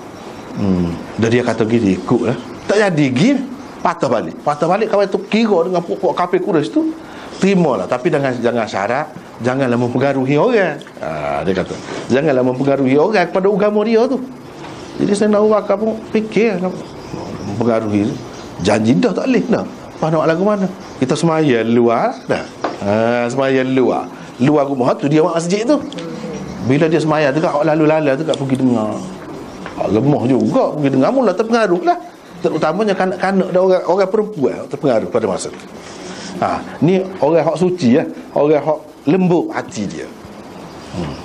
Gitu cerita. Hak ni cerita bila ni? Sebelum hijrah ke Madinah, tahun yang kelima atau tahun yang keempat. Kalau mengambil kira umur Aisyah ni nikah umur 6 tahun, ketika dia tak ada lagi. Atau ketika dia baru lahir. Umur setahun nak kira, ingat belakang kau di lagu ni. Tak pernah sabar. Tak pernah sabar. Maka kita kena kata Aisyah tu dia bersadah pada ketika ni. Kalau ketika ni, kalau dia lahir sebelum kenabian tu 5 tahun, ketika ni dia umur 10 tahun dah sabar lah, ingat. Dah sabar, ingat. Dah sabar kalau ingat. Boleh royak gitu mana. Lepas tu bila Nabi nak berhijrah tu, dia sendiri siap makanan, masak gitu gini dengan kakak dia, buku makanan. Tu takkan kita dah kata cerita orang lain, cerita dia. Sebab tu kita kata ini bukan mursal sahabi. Takut-takut orang kata mursal sahabi ni, sahabat dia boleh juga, dia tak ada peristiwa tapi dia royak. Cerita tu sebab orang lain, sahabat lain royak ke dia, bukan dia sendiri hadir dalam majlis tu. Sebab baru ni kan masalah Zuliyadain tu. Masalah Zuliyadain tu, ada hak kata dia mati dalam perang Badar lagi. Masalah Zuliyadain tu. Jadi Abu Hurairah meriwayatkan hadis tu. Abu Hurairah dia masuk Islam tahun yang ke-7. Jadi orang pertikaikan hadis tu. Lagu mana Abu Hurairah kata Nabi semayang sekali dengan kita, dia tak Islam lagi. Jadi kita sudah bincang dah. Akan datang kita akan jumpa. Tak siapa lagi tak siapa lagi. Kita akan bincang tu. Dalam ni ada dah. Dalam ni sudah ada. Jadi orang tak faham, hak tu mursal sahabi, hak tu betul mursal sahabi. Tapi hak ni tidak. Bukan mursal sahabi ni. Mursal sahabi mana lagu mana, dia duduk buku makanan tu. Jadi hak Abu Hurairah tadi ada kaedah dia. Dia boleh kata gitu. Ada kaedah dia. Hak tu kita akan sebut akan datang bila sampai tepat dia.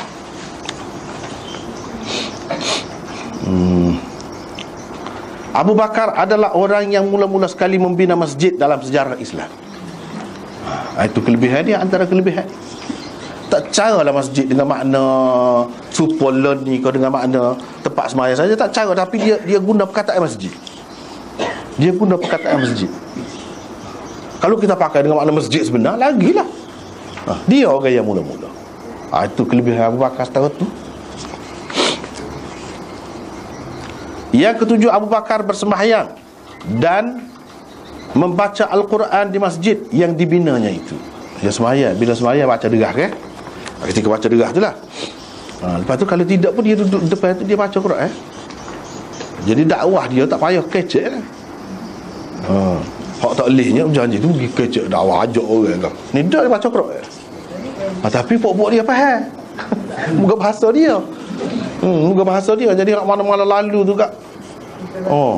Jadi tu kalau Abu Bakar jerit tu, jerit jugalah pok-pok tu pun. Tu jadi berubah orang tu.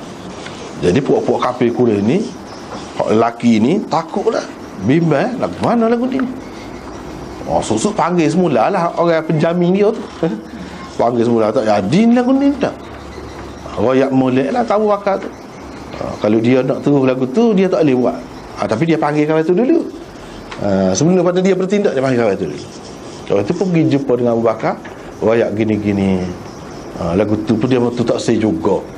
Kalau setara tu pun dia waktu kira mengancam juga, mempengaruhi juga. Jadi tak boleh. Abu Bakar pun kata ikutlah, kalau lagu tu aku tak say, tak salah. Mu tariklah jaminan kamu tu. Kira sekarang aku nak buat, kira aku sendiri tangguh. Ikut jadi lagu mana. Jadi tidak hijrah lagi. Tidak hijrah lagi. Lepas pada tu lama lah. Dia tu buat cara dia lepas pada tu. Tapi tidak pergi berhijrah ke Habsyah, dia tak pergi Abu Bakar. Supaya Sayyidina Uthman, supaya orang-orang lain pergi, dia tak pergi. Sekali habuk pun tak pergi. Dia duduk di Mekah juga. Bermakna dalam masa tu dia menghadapi lah. Menghadapi tekanan daripada orang kafir Quraisy tu. Setelah Ibnu Dunnah tu tarik balik jaminan dia tu, tak ada lah.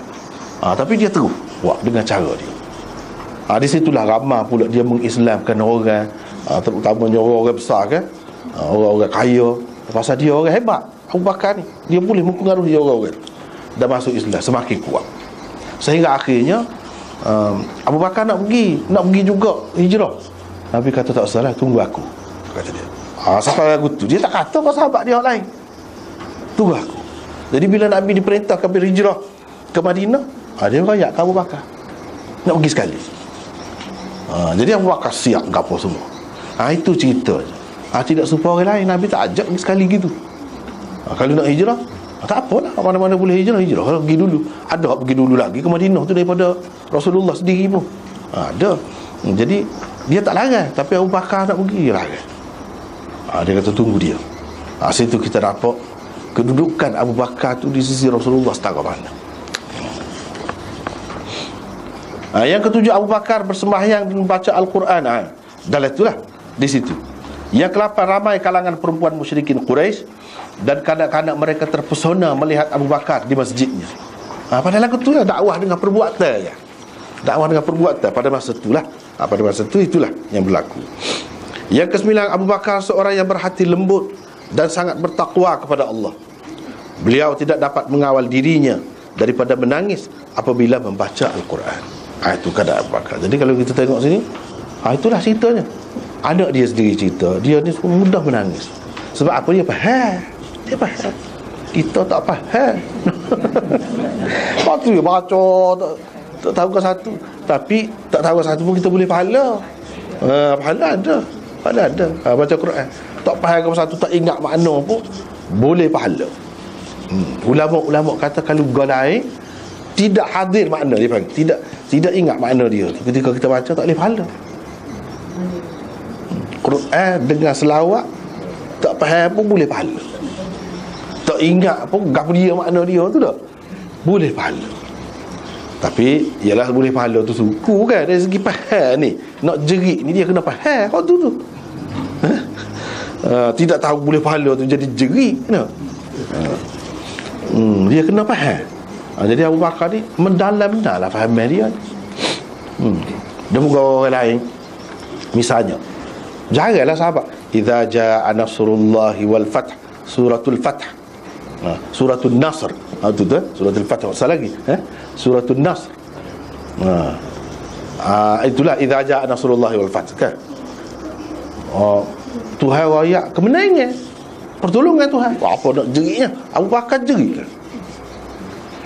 Dia mudah jerit. Nabi sallallahu, dulu kita jumpa kan, Nabi sallallahu alaihi wasallam raya ada seorang hamba diberi pilihan sama ada nak hidup dalam dunia ataupun nak pilih hak di sisi Allah.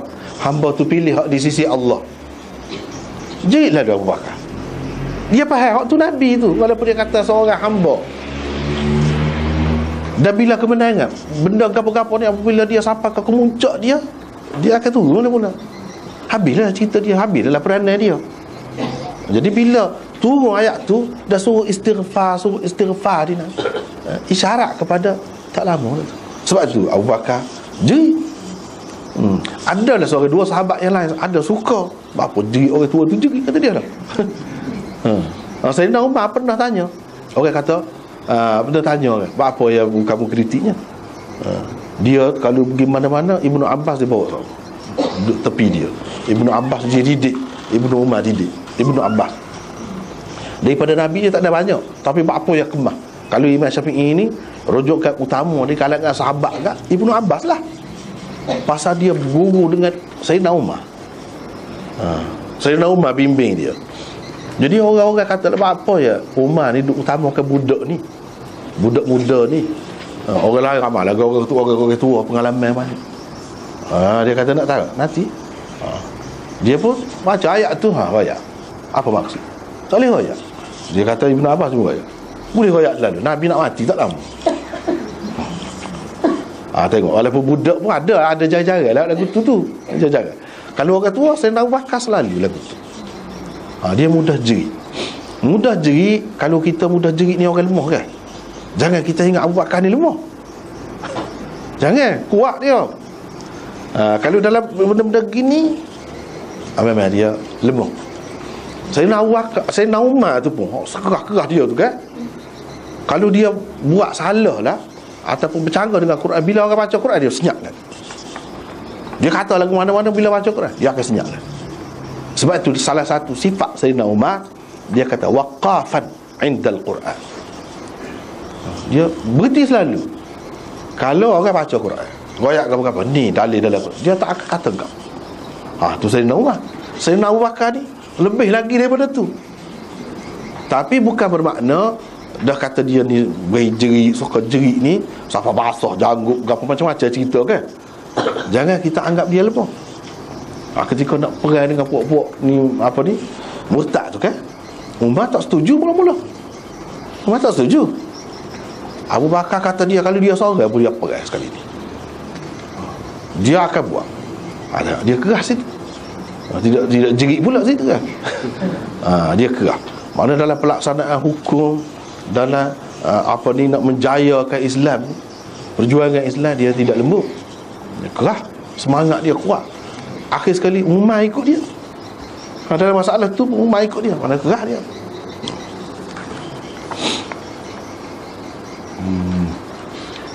Dan apabila baca Quran sebab faham lah. Jadi kita kalau iyalah kalau tidak boleh sepeda motor pun boleh ujung-ujung kuku lah kita. Dia kata kiri tu besar juga kan. Ujung-ujung kuku tak apa dah. Maka molek sangatlah kalau kita ngaji ni bahasa Quran ni. Bahasa Quran ni, bahasa Arab. Kalau bahasa Arab moden tu lagu lain ya. Bahasa Quran lah, bahasa Arab, bahasa Quran. Orang panggil bahasa Arab Fusha. Hak tu molek benar kalau mengaji. Sekurang-kurang kita tahu juga sikit sebanyak ni. Dia tak tahu ke satu ni dah.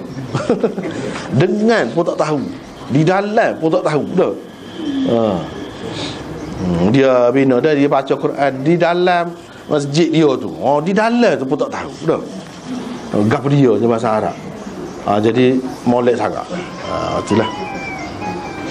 Dia nak wijli orang lagi makan masa juga. Ahli bahasa sendiri. Kita lah kita gini kita dah. Kalau kita orang Melayu lah kita kata. Baca ayat biasa ni faham kan? Cuma baca saja. Semua faham. Tak faham. Tak jeli ke mana Tapi kalau orang-orang faham tu benda-benda lagu ni siapa sanggup pergi perang lepas lalu tu. Kesan dia tu siapa setara tu. Jadi dengan sebab itu kita kena belajarlah. Walaupun tidak sampai ke peringkat tadi, sekurang-kurangnya tahu juga sikit sebanyak. Sebab nak sampai ke situ payahkanlah sebenarnya. Dari segi makna tu dari segi jiwa tu perkara yang lain pula. Tapi benarnya dia tetap ada keberkatan dia Quran ni. Tetap ada keberkatan dia. Kita tak faham, kita tak apa pun, kalau baca saja lebih dah dapat pahala tu. Nak suruh jadi sport demon ni makan masa. Boleh jadi sepanjang hayat kita tak akan jumpa lagu ni. Boleh jadi. Jadi itu atas usahalah. Bagaimana pun benda ni boleh diusahakan. Bukan tak boleh usaha. Yang ke-10, orang-orang musyrikin memang bimbang anak isteri mereka terpengaruh dengan Abu Bakar. Dia bimbang. Dan memang Abu Bakar ramah. Kerana pengaruh dia tu, dakwah dia tu kan masuk Islam ni, orang-orang besar dia melalui dia. Dan pengorbanan dia tak kira lah. Kalau pengorbanan, sebab tu kita sudah jumpa dah mula kan hadis ni, tak ada orang yang lebih berbudi kepada aku, Nabi kata, lebih daripada Abu Bakar, sama ada dengan jiwa raga dia atau harta benda dia. Dah Nabi sendiri sebut secara tu juga. Tak tahu dah, moga sahabat-sahabat lain ni kadang-kadang habis harta dia habis harta dah. Abu Bakar ni lebih lagi. Kita ingat cerita Abu Dahdah ya. Kita tak aja dengar pun nama tu. Sahabat. Bila turun ayat lan tanalul birra hatta tunfiqu mimma tuhibbun. Ayat tu macam-macam reaksi sahabat tu, begini masing-masing mengorbankan harta dia. Abu Talha kata, sebab kat maksud dia kamu tidak akan mendapat kebaikan yang sebenarnya selagi kamu tidak membelanjakan sebahagian daripada hak kamu kasihi. Jadi masing-masing kemukakanlah. Hak ni kata tanah dia hak paling berharga, tanah Bairuha. Lagu mana saya ni untuk Islam. Siapa tahu tu sahabat-sahabat ni hak paling mahal tanah dia. Abu Dahdah dia tak ada gapo. Dia balik tu bini dia ada dalam rumah. Dia kata Ummu Dahdah tubiklah, kata dia ada. Tubik apa kata dia? Saya bui belaka tu kepada Islam, kepada Nabi. Bui belaka tu untuk perjuangan Islam, termasuk rumah kita. Dia fikir dah. Tubik tu berkata molek lah. Hak buat tak, kamu putusan kamu buat lagu tu molek, dia pun tubik. Siapa tahu tu no. Sayyidina Abu Bakar ni lebih lagi. Tak tahu. Setara tu kita kata sudah tu sahabat yang tak aja dengar Abu Dahdah. Tapi kalau Abu Bakar tak tahu lah. Sahabat kita tak aja dengar tu pun semangat dia tu kan, keberanian dia tu, keyakinan dia pada Tuhan setara tu. Pasal apa? Rumah ke apa perlu, tetamu go ni. Jadi dia nak duduk mana? Dia kira. Dia tak fikir tu. Tu benda. Pernah di suatu ketika Nabi terima keadaan lagu tu daripada sahabat-sahabat dia. Nak ayatnya pengorbanan sahabat tu bukan main. Tak sah lah. Tak ada lah. Dia tu contoh lah, contoh kita. Kalau nak pernah tengok nama tu lagu mana. Itu sebagai pengukur kita. Sebab tu dalam Quran kata fa in amanu bimithli ma amantum bihi faqad ihtadaw. Kalau mereka beriman, mereka tu hak semasa tu kan manusia bila-bila kau beriman serupa kamu tu siapa? Hak beriman zaman Nabi serupa kamu telah beriman, serupa kamu ada, maksudnya sahabat. Berarti mereka telah dapat petunjuk. Mana sahabat ni ikut contoh beriman lagu tu, mana iman mereka tu contoh. Kalau beriman serupa kamu beriman, tentu dapat petunjuk. Tentu orang tu orang yang bahagia, orang yang betul. Maknanya dia buat sebagai contoh tu dalam Quran sendiri. Namanya sabarlah kalau pelik-pelik kita dengar. Tak ada zaman kita kan? Tak ada. Tak ada zaman kita. Tapi jarang-jarang ada juga, ada juga. Semua cerita dia Afghanistan tu kan pelik juga kan. Ada seorang doktor tu kan, masuk dalam surat khabar itu, dia pergi letup diri dia kan di tengah askar mereka. Dia doktor, dia boleh masuk. Lepas tu dia tulis surat dah, kaya pesan belakang dah ke bini dia. Bini dia bangga mati, tak ada takut, tak ada using ke apa, ada anak. Padahal kita kata dia seorang doktor, kalau nak senang dengan dunia biasa dia, mana-mana pun masih diperlukan, dia senang, boleh senang. Tapi tidak begitu. Tengok ada. Kalau nak kira Afghanistan tu negeri dia, kalau kerana semangat kebangsaan tak ada lah. Negeri dia kerana Islam, kerana umat Islam dicerobohi saudara dia tu ada juga. Ada juga ke mana-mana pun. Sebab tu orang kafir takut orang Islam dia ada buah tu. Dia ada buah tu. Kalau tak ada mungkin dia boleh timbul hak tu. Kalau selagi dia buat panduan kepada hak ni dijadikan panduan akan ada. Sebab tu dia takut. Ketika 11 September hari tu lepas tu kan sibuk gagal kan dah. Dia nak capur tangan tu dah sampai setara tu. Nak suruh tak ada dah belajar bab jihad ke apa di Universiti Madinah, di Universiti Azhar. Sampai setara tu. gangguan dia. Tapi kita tak ikut tak ada ikut jadi mana-mana pun sampai masa bab jihad tu ada, moga ada bab dia. Bab jihad tu ada lah. Jadi jihad Islam tu lagu mana? Tadi tu kita boleh nampak contoh tu. Ya, bini dia bangga, tak ada masa apa. Bagus lagu tu.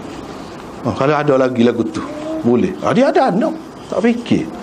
Tak fikir. Sebab sahabat dulu kita nampak jari-jari ada tu. Tak, kalau sahabat dulu bukan jari-jari lagu tu, hak kebanyakan lagu tu. Tak tahu. Sebab itulah dia boleh berjaya sebenarnya. Jadi orang musyrikin takut bimbang lah tengok anak bini dia ni terpengaruh dengan Abu Bakar, takut. Sebab itulah dia pergi mengadu hal kepada penjamin Abu Bakar tu, Ibnu Dunah. Minta tolonglah kita nak buat tidak ke apa-apa ke dia pun, moga demo. Demo bagi jaminan. Jadi nak royak dulu, kita tak puas hati lah. Dia kena royak molek lah ke dia pula. Jadi bila tarik, tak apa, dia boleh buat apa-apa sajalah. Tapi Abu Bakar ni dihormati dalam masyarakat kan. Jadi orang tak buat tak tu kali juga ke dia. Tidak sepuluh bila kau hamba tu kan, memang saya tunggu lah. Sepuluh Ammar ke apa tu, kena seksa tu. Tapi Abu Bakar tidak lagu tu, tak berani orang nak buat ke mana-mana pun. Kalau nak kira geram benar lah. Tapi sampai ke peringkat akhir tu sebelum hijrah tu, ada tawaran kalau boleh bunuh dia. Walaupun dalam keadaan dia tu hak skalanya tidak diganggu lah kira-kiranya supaya orang lain. Tetapi siapa setara tu, dah sabarlah dua orang tu kan, cabut lagi. Setara tu orang buat padahal orang tempatan nak bawa benda molek, kalau tidak bertuah dia. Nabi mari kemudian tahun yang ke-8, Nabi tak balas dendam. Tak balas dendam. Dia kata idhabu fa antumut tulaqa, la tathriba alaikumul yawm. Aku tak ada nak balas gapo-gapo nak buat tak molek, tak usah duk takutlah. Kamu pergilah, kamu bebas. Tidak masuk Islam pun tak apa, kamu bebas. Hak kamu buat kadang-kadang aku dulu, kalau nak kira kan, parok benar dia buat tu. Parok benar. Sebab kita baca dalam sirah, dalam hadis, hak sebut Nabi duduk semayangnya letak atas belakang tu kan. Anak dia pergi buai gapo Fatimah. Teruk kalau nak kira kan. Tapi Nabi SAW tak hukum. Itulah jadi kalah. Orang kafir Quraisy kerah-kerah dia pun lepas pada tu masuk Islam, terima. Jadi Islam molek sebab sikap Nabi tu. Dia sangat pemaaf. Abu Bakar begitu juga tak ada nak balas, jadi biasa, jadi baik semula. Bila Mekah tu jatuh ke tangan Islam, tak ada balas apa-apa. Kalau ada hak bunuh ke apa tu, dia bunuh orang. Ada seorang dua. Dia bunuh orang semata-mata kerana dia pernah buat kehendak dia, tak ada balas. Jadi itu semua pengajaran kepada kita lah. Nampaknya setakat itulah dulu untuk hari ni, sebab habis dah nota tu. Ni masuk kepada bab lain panjang pula ni. Setakat tu dulu untuk hari ni. Wallahu a'lam.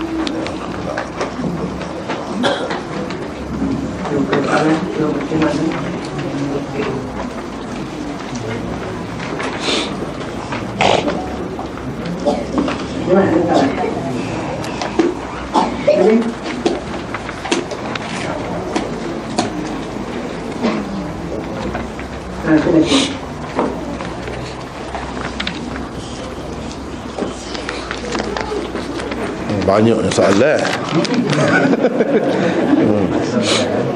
Banyak ni soalan ni. Soalan.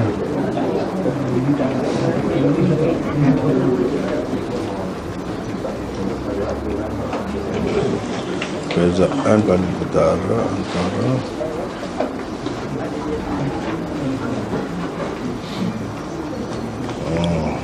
dia buat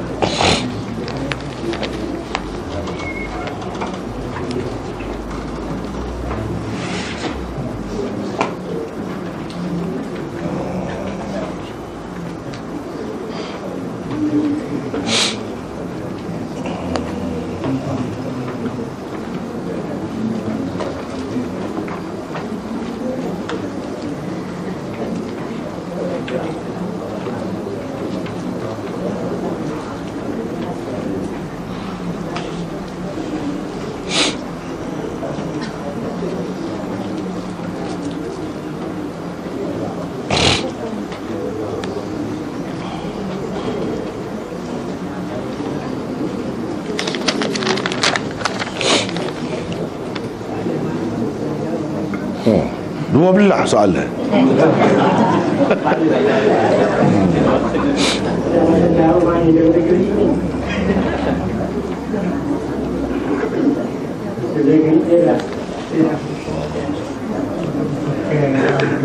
Antara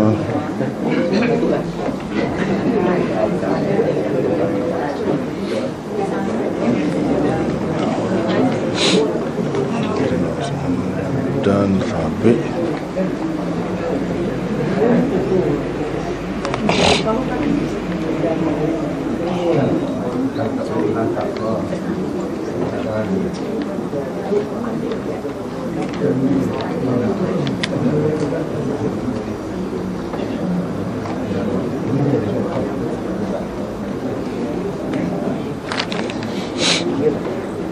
oh panjang ni 12. Semuanya 12 ni orang ngaji hadis ni lagu ni. Ni kita baca soalan dulu, baca dulu nah. Minta jawab secara ringkas. Secara seringkas mungkin. Tak boleh ringkas ni, tak boleh.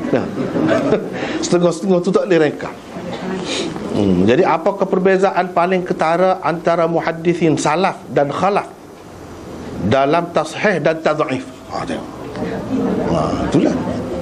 Jadi ramai dengan antara kita ni soalan tu pun tak faham lagi dah. Faham lagu mana? Semua ni berkait dengan lagu tu ni. Adakah muhaddithin salaf telah mensahih dan mendhaif setiap hadis yang mereka riwayatkan? Yang ketiga, adakah muhaddithin salaf sepakat dalam tashih dan tad'if? Yang keempat, apa hukum beramal dengan hadis dhaif dan perkara dalam perkara akidah dan fiqh? Yang kelima, di manakah kedudukan hadis yang diriwayatkan di luar kutub sittah secara umumnya? Yang keenamnya, apakah lafaz seperti isnaduhu jayyid, isnaduhu sahih, isnaduhu qawi, isnaduhu mahfuz dan rijaluhu thiqat membawa maksud tashih? Soalan pun tak faham ni lah. Yang ketujuh, bolehkah dikatakan Sunan Nasa'i sebagai kitab sahih? Yang ke-8, adakah Imam Muslim mendhaifkan beberapa hadis dalam sahihnya melalui gaya penyusunan hadis tersebut? Apakah beza antara idraj ar-rawi gitulah dan ziyadah as-thiqah? Ni orang mengaji juga benar ni cara tanya ni. Jika hadis dhaif dikatakan tidak sahih dan sabit daripada Rasulullah, apa beza antaranya dengan hadis maudhu'? Ibnu Ma'in menafikan Wahab bin Munabbih mendengar Jabir bin Abdullah, namun Muslim mengatakan sebaliknya. Bagaimana cara untuk menghimpunkan dua qaul ini? Bolehkah kita katakan apabila seorang ahli hadis meriwayatkan sesuatu hadis, maka dia mengisbatkan kandungan hadis tersebut? Semuanya berkenaan dengan hadis ni. Panjang ni.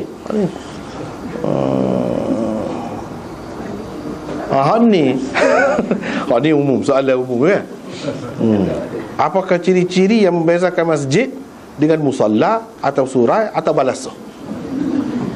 Ni baru kena mengena tadi kan. Baru kena mengena tadi. Jadi ni nak jawab ni padahal ni pukul 12 tak sudah lagi ni. Pukul 12 tak sudah lagi ni. Jadi macam mana ni nak kata itu ni pasal panjang sangat. Kalau tanya dua ke dulu dah. Ni 12 jadi yang pertama, apakah perbezaan paling ketara antara muhaddithin salaf dan khalaf dalam tashih dan tad'if? Apakah perbezaan paling ketara antara muhaddithin salaf dan khalaf dalam tashih dan tad'if? Dia secara umumnya tidak ada beza, pakai kaedah sama. Mazhab mana-mana pun pakai kaedah sama. Jadi hak mazhab ni daripada zaman salaf lagi begitu. Pakai kaedah yang sama. Jadi kaedah dalam usul hadis tu dipakai oleh semua pada dasarnya, secara umumnya. Tidak seperti usul fiqh. Kalau usul fiqh ni mana hak dalam mazhab ni dia pakai usul fiqh dia. Dalam mazhab ni dia ada cara usul fiqh dia. Kalau dalam hadis boleh dikatakan semua terima kaedah tu. Semua terima kaedah tu. Cuma sikit sebanyak adalah perbezaan tu sikit sebanyak dari segi penilaian perawi. Nak kata secara khusus ada beza, tidak ketara sebenarnya. Jadi secara umumnya pakai kaedah yang sama. Cuma mungkin dalam menilai sesuatu hadis tu, misalnya salah, kata sebagai contoh kita kata Imam Syafi'i tak boleh terima hadis, salah pula tu. Imam Syafi'i tu salah lah, tak boleh terima hadis yang mengatakan orang lelaki bersentuh dengan perempuan ni batal air sembahyang. Dia terima batal air sembahyang. Tak saya terima, tak batal. Dia kata banyaklah bahas panjang lah. Kita ambil hak ni, hak berkenaan ya. Kita ambil hak berkenaan ni. Misalnya dia kata, kalau saya dapat pastikan siapa dia perawi dalam hadis ni, hak bernama Ma'bad bin Nubatah ni, kalau saya pasti dia ni orang molek, saya akan pakai. Jadi riwayat dia tu menunjukkan tak batal sebenarnya. Imam Syafi'i tak sepakat sebab dia tidak pasti perawi itu. Dia tidak pasti. Orang-orang kemudian ni hak khalaf. Hak kemudian pengkaji hadis kemudian terutamanya di kalangan orang-orang yang mengatakan tak batal sebenarnya tu, dia kata Ma'bad bin Nubatah itu diketahui. Dia seorang yang bagus, seorang yang molek, tak ada apa-apa. Tapi Imam Syafi'i tak terima. Dengan sebab dia tak terima tu, jadi beza dengan orang hak terima tadi. Hak terima dia kata boleh pakai dalam hak tu. Lepas tu dia tak sepakat tu, dia tak tahu. Dia tidak tahu orang tu, dia tak kenal orang tu dengan jelas. Baguslah cara dia cermat. Tak boleh kata nak buat hukum apa-apa ni ikut agak-agak gitu, tak boleh. Kena pasti, setiap perawi tu kena pasti ni orang molek, orang boleh pakai, kita boleh terima. Dia antaranya beza kerana maklumat itu tidak lengkap. Mungkin pada masa tu. Tetapi di kalangan ulama kemudian, muhaddisin kemudian, dia merujukkan tu banyak. Kitab-kitab rijal ada sebut, tak ada dalam ni, ada dalam ni, kita boleh tengok. Jadi akan jumpa siapa dia yang tidak diketahui oleh orang dulu. Jadi situ boleh jadi beza. Jadi kok mana sebab tu kita kata pada dasarnya kaedah yang dipakai serupa je. Orang kemudian pun kalau dia tak kata pasti, dia tak boleh juga kata sahih. Dia tak boleh juga pakai tu. Dia kena pasti juga. Cumanya kenyataan yang berlaku misalnya dalam satu kes tadi, gitulah. Begitu. Yang kedua, adakah muhaddisin salaf telah mensahih dan mendhaif setiap hadis yang mereka riwayatkan? Jawabnya tidak. Tidak. Ada kalanya mereka mensahihkan atau mendhaifkan, ada kalanya tidak. Tetapi cara mereka apabila meriwayatkan sesuatu hadis cukup bertanggungjawab. Sebab apa? Dia mari sana. Bila dia mari sana, orang kemudian boleh cek hak ni sahih ke tidak. Jadi kerja tu bukan kerja seorang. Tidak kata apabila dia buat semua. Dah.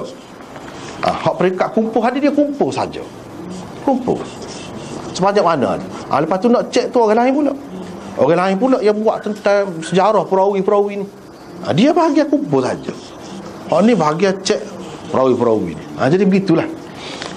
Jadi ilmu hadis ni dia bukan kerja seorang.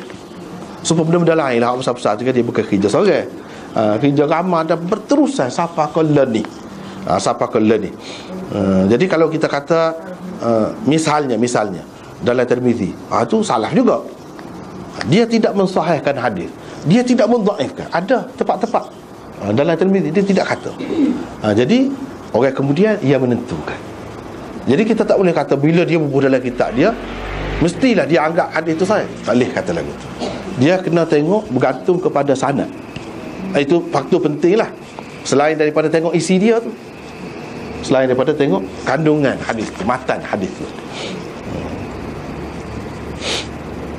Adakah muhaddisin salaf sepakat? Yang ketiga, sepakat dalam tashih dan tadhaif, sepakat.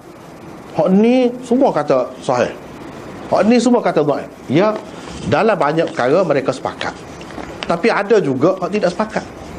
Ada juga orang ni kata sahih, orang ni kata tidak sahih. Itu berdasarkan ijtihad. Sebab masalah tashih dan tad'if ni masalah ijtihad. Ijtihad dalam bab tu, bukan dalam bab fiqh. Sebab kata tadi lah, orang ni kata dhaif sebab dia tak pasti perawi. Dia tak pasti, dia tak boleh nak tahu. Bila tak tahu, dia majhul lah. Majhul, dia letaklah dulu kata hadis ni tidak sahih. Sebab tu kita tak sepakat. Kalau sahih, apa tak sepakat? Dia ada sebab lah. Jadi orang lain dia tidak sepakat lah. Sedangkan orang pada masa itu juga, Imam Abu Hanifah dulu lagi pada Imam Syafi'inya, dia kata tak batal sembahyang satu orang perempuan. Tak batal. Dulu lagi salaf juga. Jadi dia tidak sepakat lah dalam menentukan sesuatu hadis tu. Tidak sepakat. Hak ni kata sudah mansuh, hak ni kata tidak mansuh. Misalnya Imam Syafi'i, Imam Bukhari ke terima, akad tangan kan, ketika nak rokok, bangun daripada rokok, akad tangan, dia terima waktu. Sedangkan berapa ramai orang lain lagi tak terima, sebab dia kata hadis tu sudah mansuh. Itu dalam bab tu pula, bukan masalah tashih dan tad'if. Hak mansuh ni boleh jadi hak sahih pun. Tidak semestinya hak mansuh tu dhaif. Jadi sekarang dia nak menentukan tashih dan tad'if tu sepakat ke tidak? Tidak sepakat. Tapi bukan dalam semua perkara. Hak kebanyakannya mereka sepakat lah. Begitu, secara ringkas. Jadi pada tiga dulu oh ni panjang sangat. Semua jenis lagu tu ni pada tiga dulu. Apakah ciri-ciri yang membezakan masjid dengan musalla atau surah Al-Balasah? Ciri-cirinya tadilah. Masjid dia kena niat juru benar lah. Lepas pada tu dia adalah misalnya ada tahiyatul masjid, boleh iktikaf, pahala besar. Sebab itu semua bezalah. Kalau lepas tu tak boleh nak roboh, tak terpasar tapak dia tu akan jadi masjid sampai bila-bila lah. Tak boleh ditukar kepada benda lain. Nak buat tempat menega pula, kalau kita kata nak buat kedai pula, tak boleh.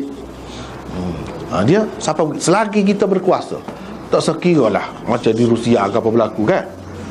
Dia buat macam-macam lah, muzium kau gapo selepas pada, tak kira lah kita tak ada kuasa. Tapi kalau kita ada kuasa, kita tahu kena balik semula kepada masjid. Walaupun sudah 100 tahun pun, selagi ada tu, bila kita berkuasa, kita boleh buat balik semula kepada masjid. Tak boleh biarkan. Itu beza. Banyaklah antaranya tu lah. Tapi kalau balasah setelah 100 tahun, 10 tahun pun setelah rutuh dah tu, tidak wajib kita kena buat mula situ dah. Tak wajib. Kita buat lain tak apa. Lepas tu tak ada apa ni keistimewaan boleh iktikaf gapo gapo ni nak semaya tahiyat, tak ada tahiyat. Ni khusus dengan masjid. Itulah antaranya bezanya. Seperti yang disebut tadi. Atau apa maksud penanya ni nak tanya beza ke mana? Maksud kalau beza tadi tu, itulah antaranya. Itulah jawapannya. Wallahu a'lam. Hari kita simpan semula jawab sikit-sikit lah. Panjang ni.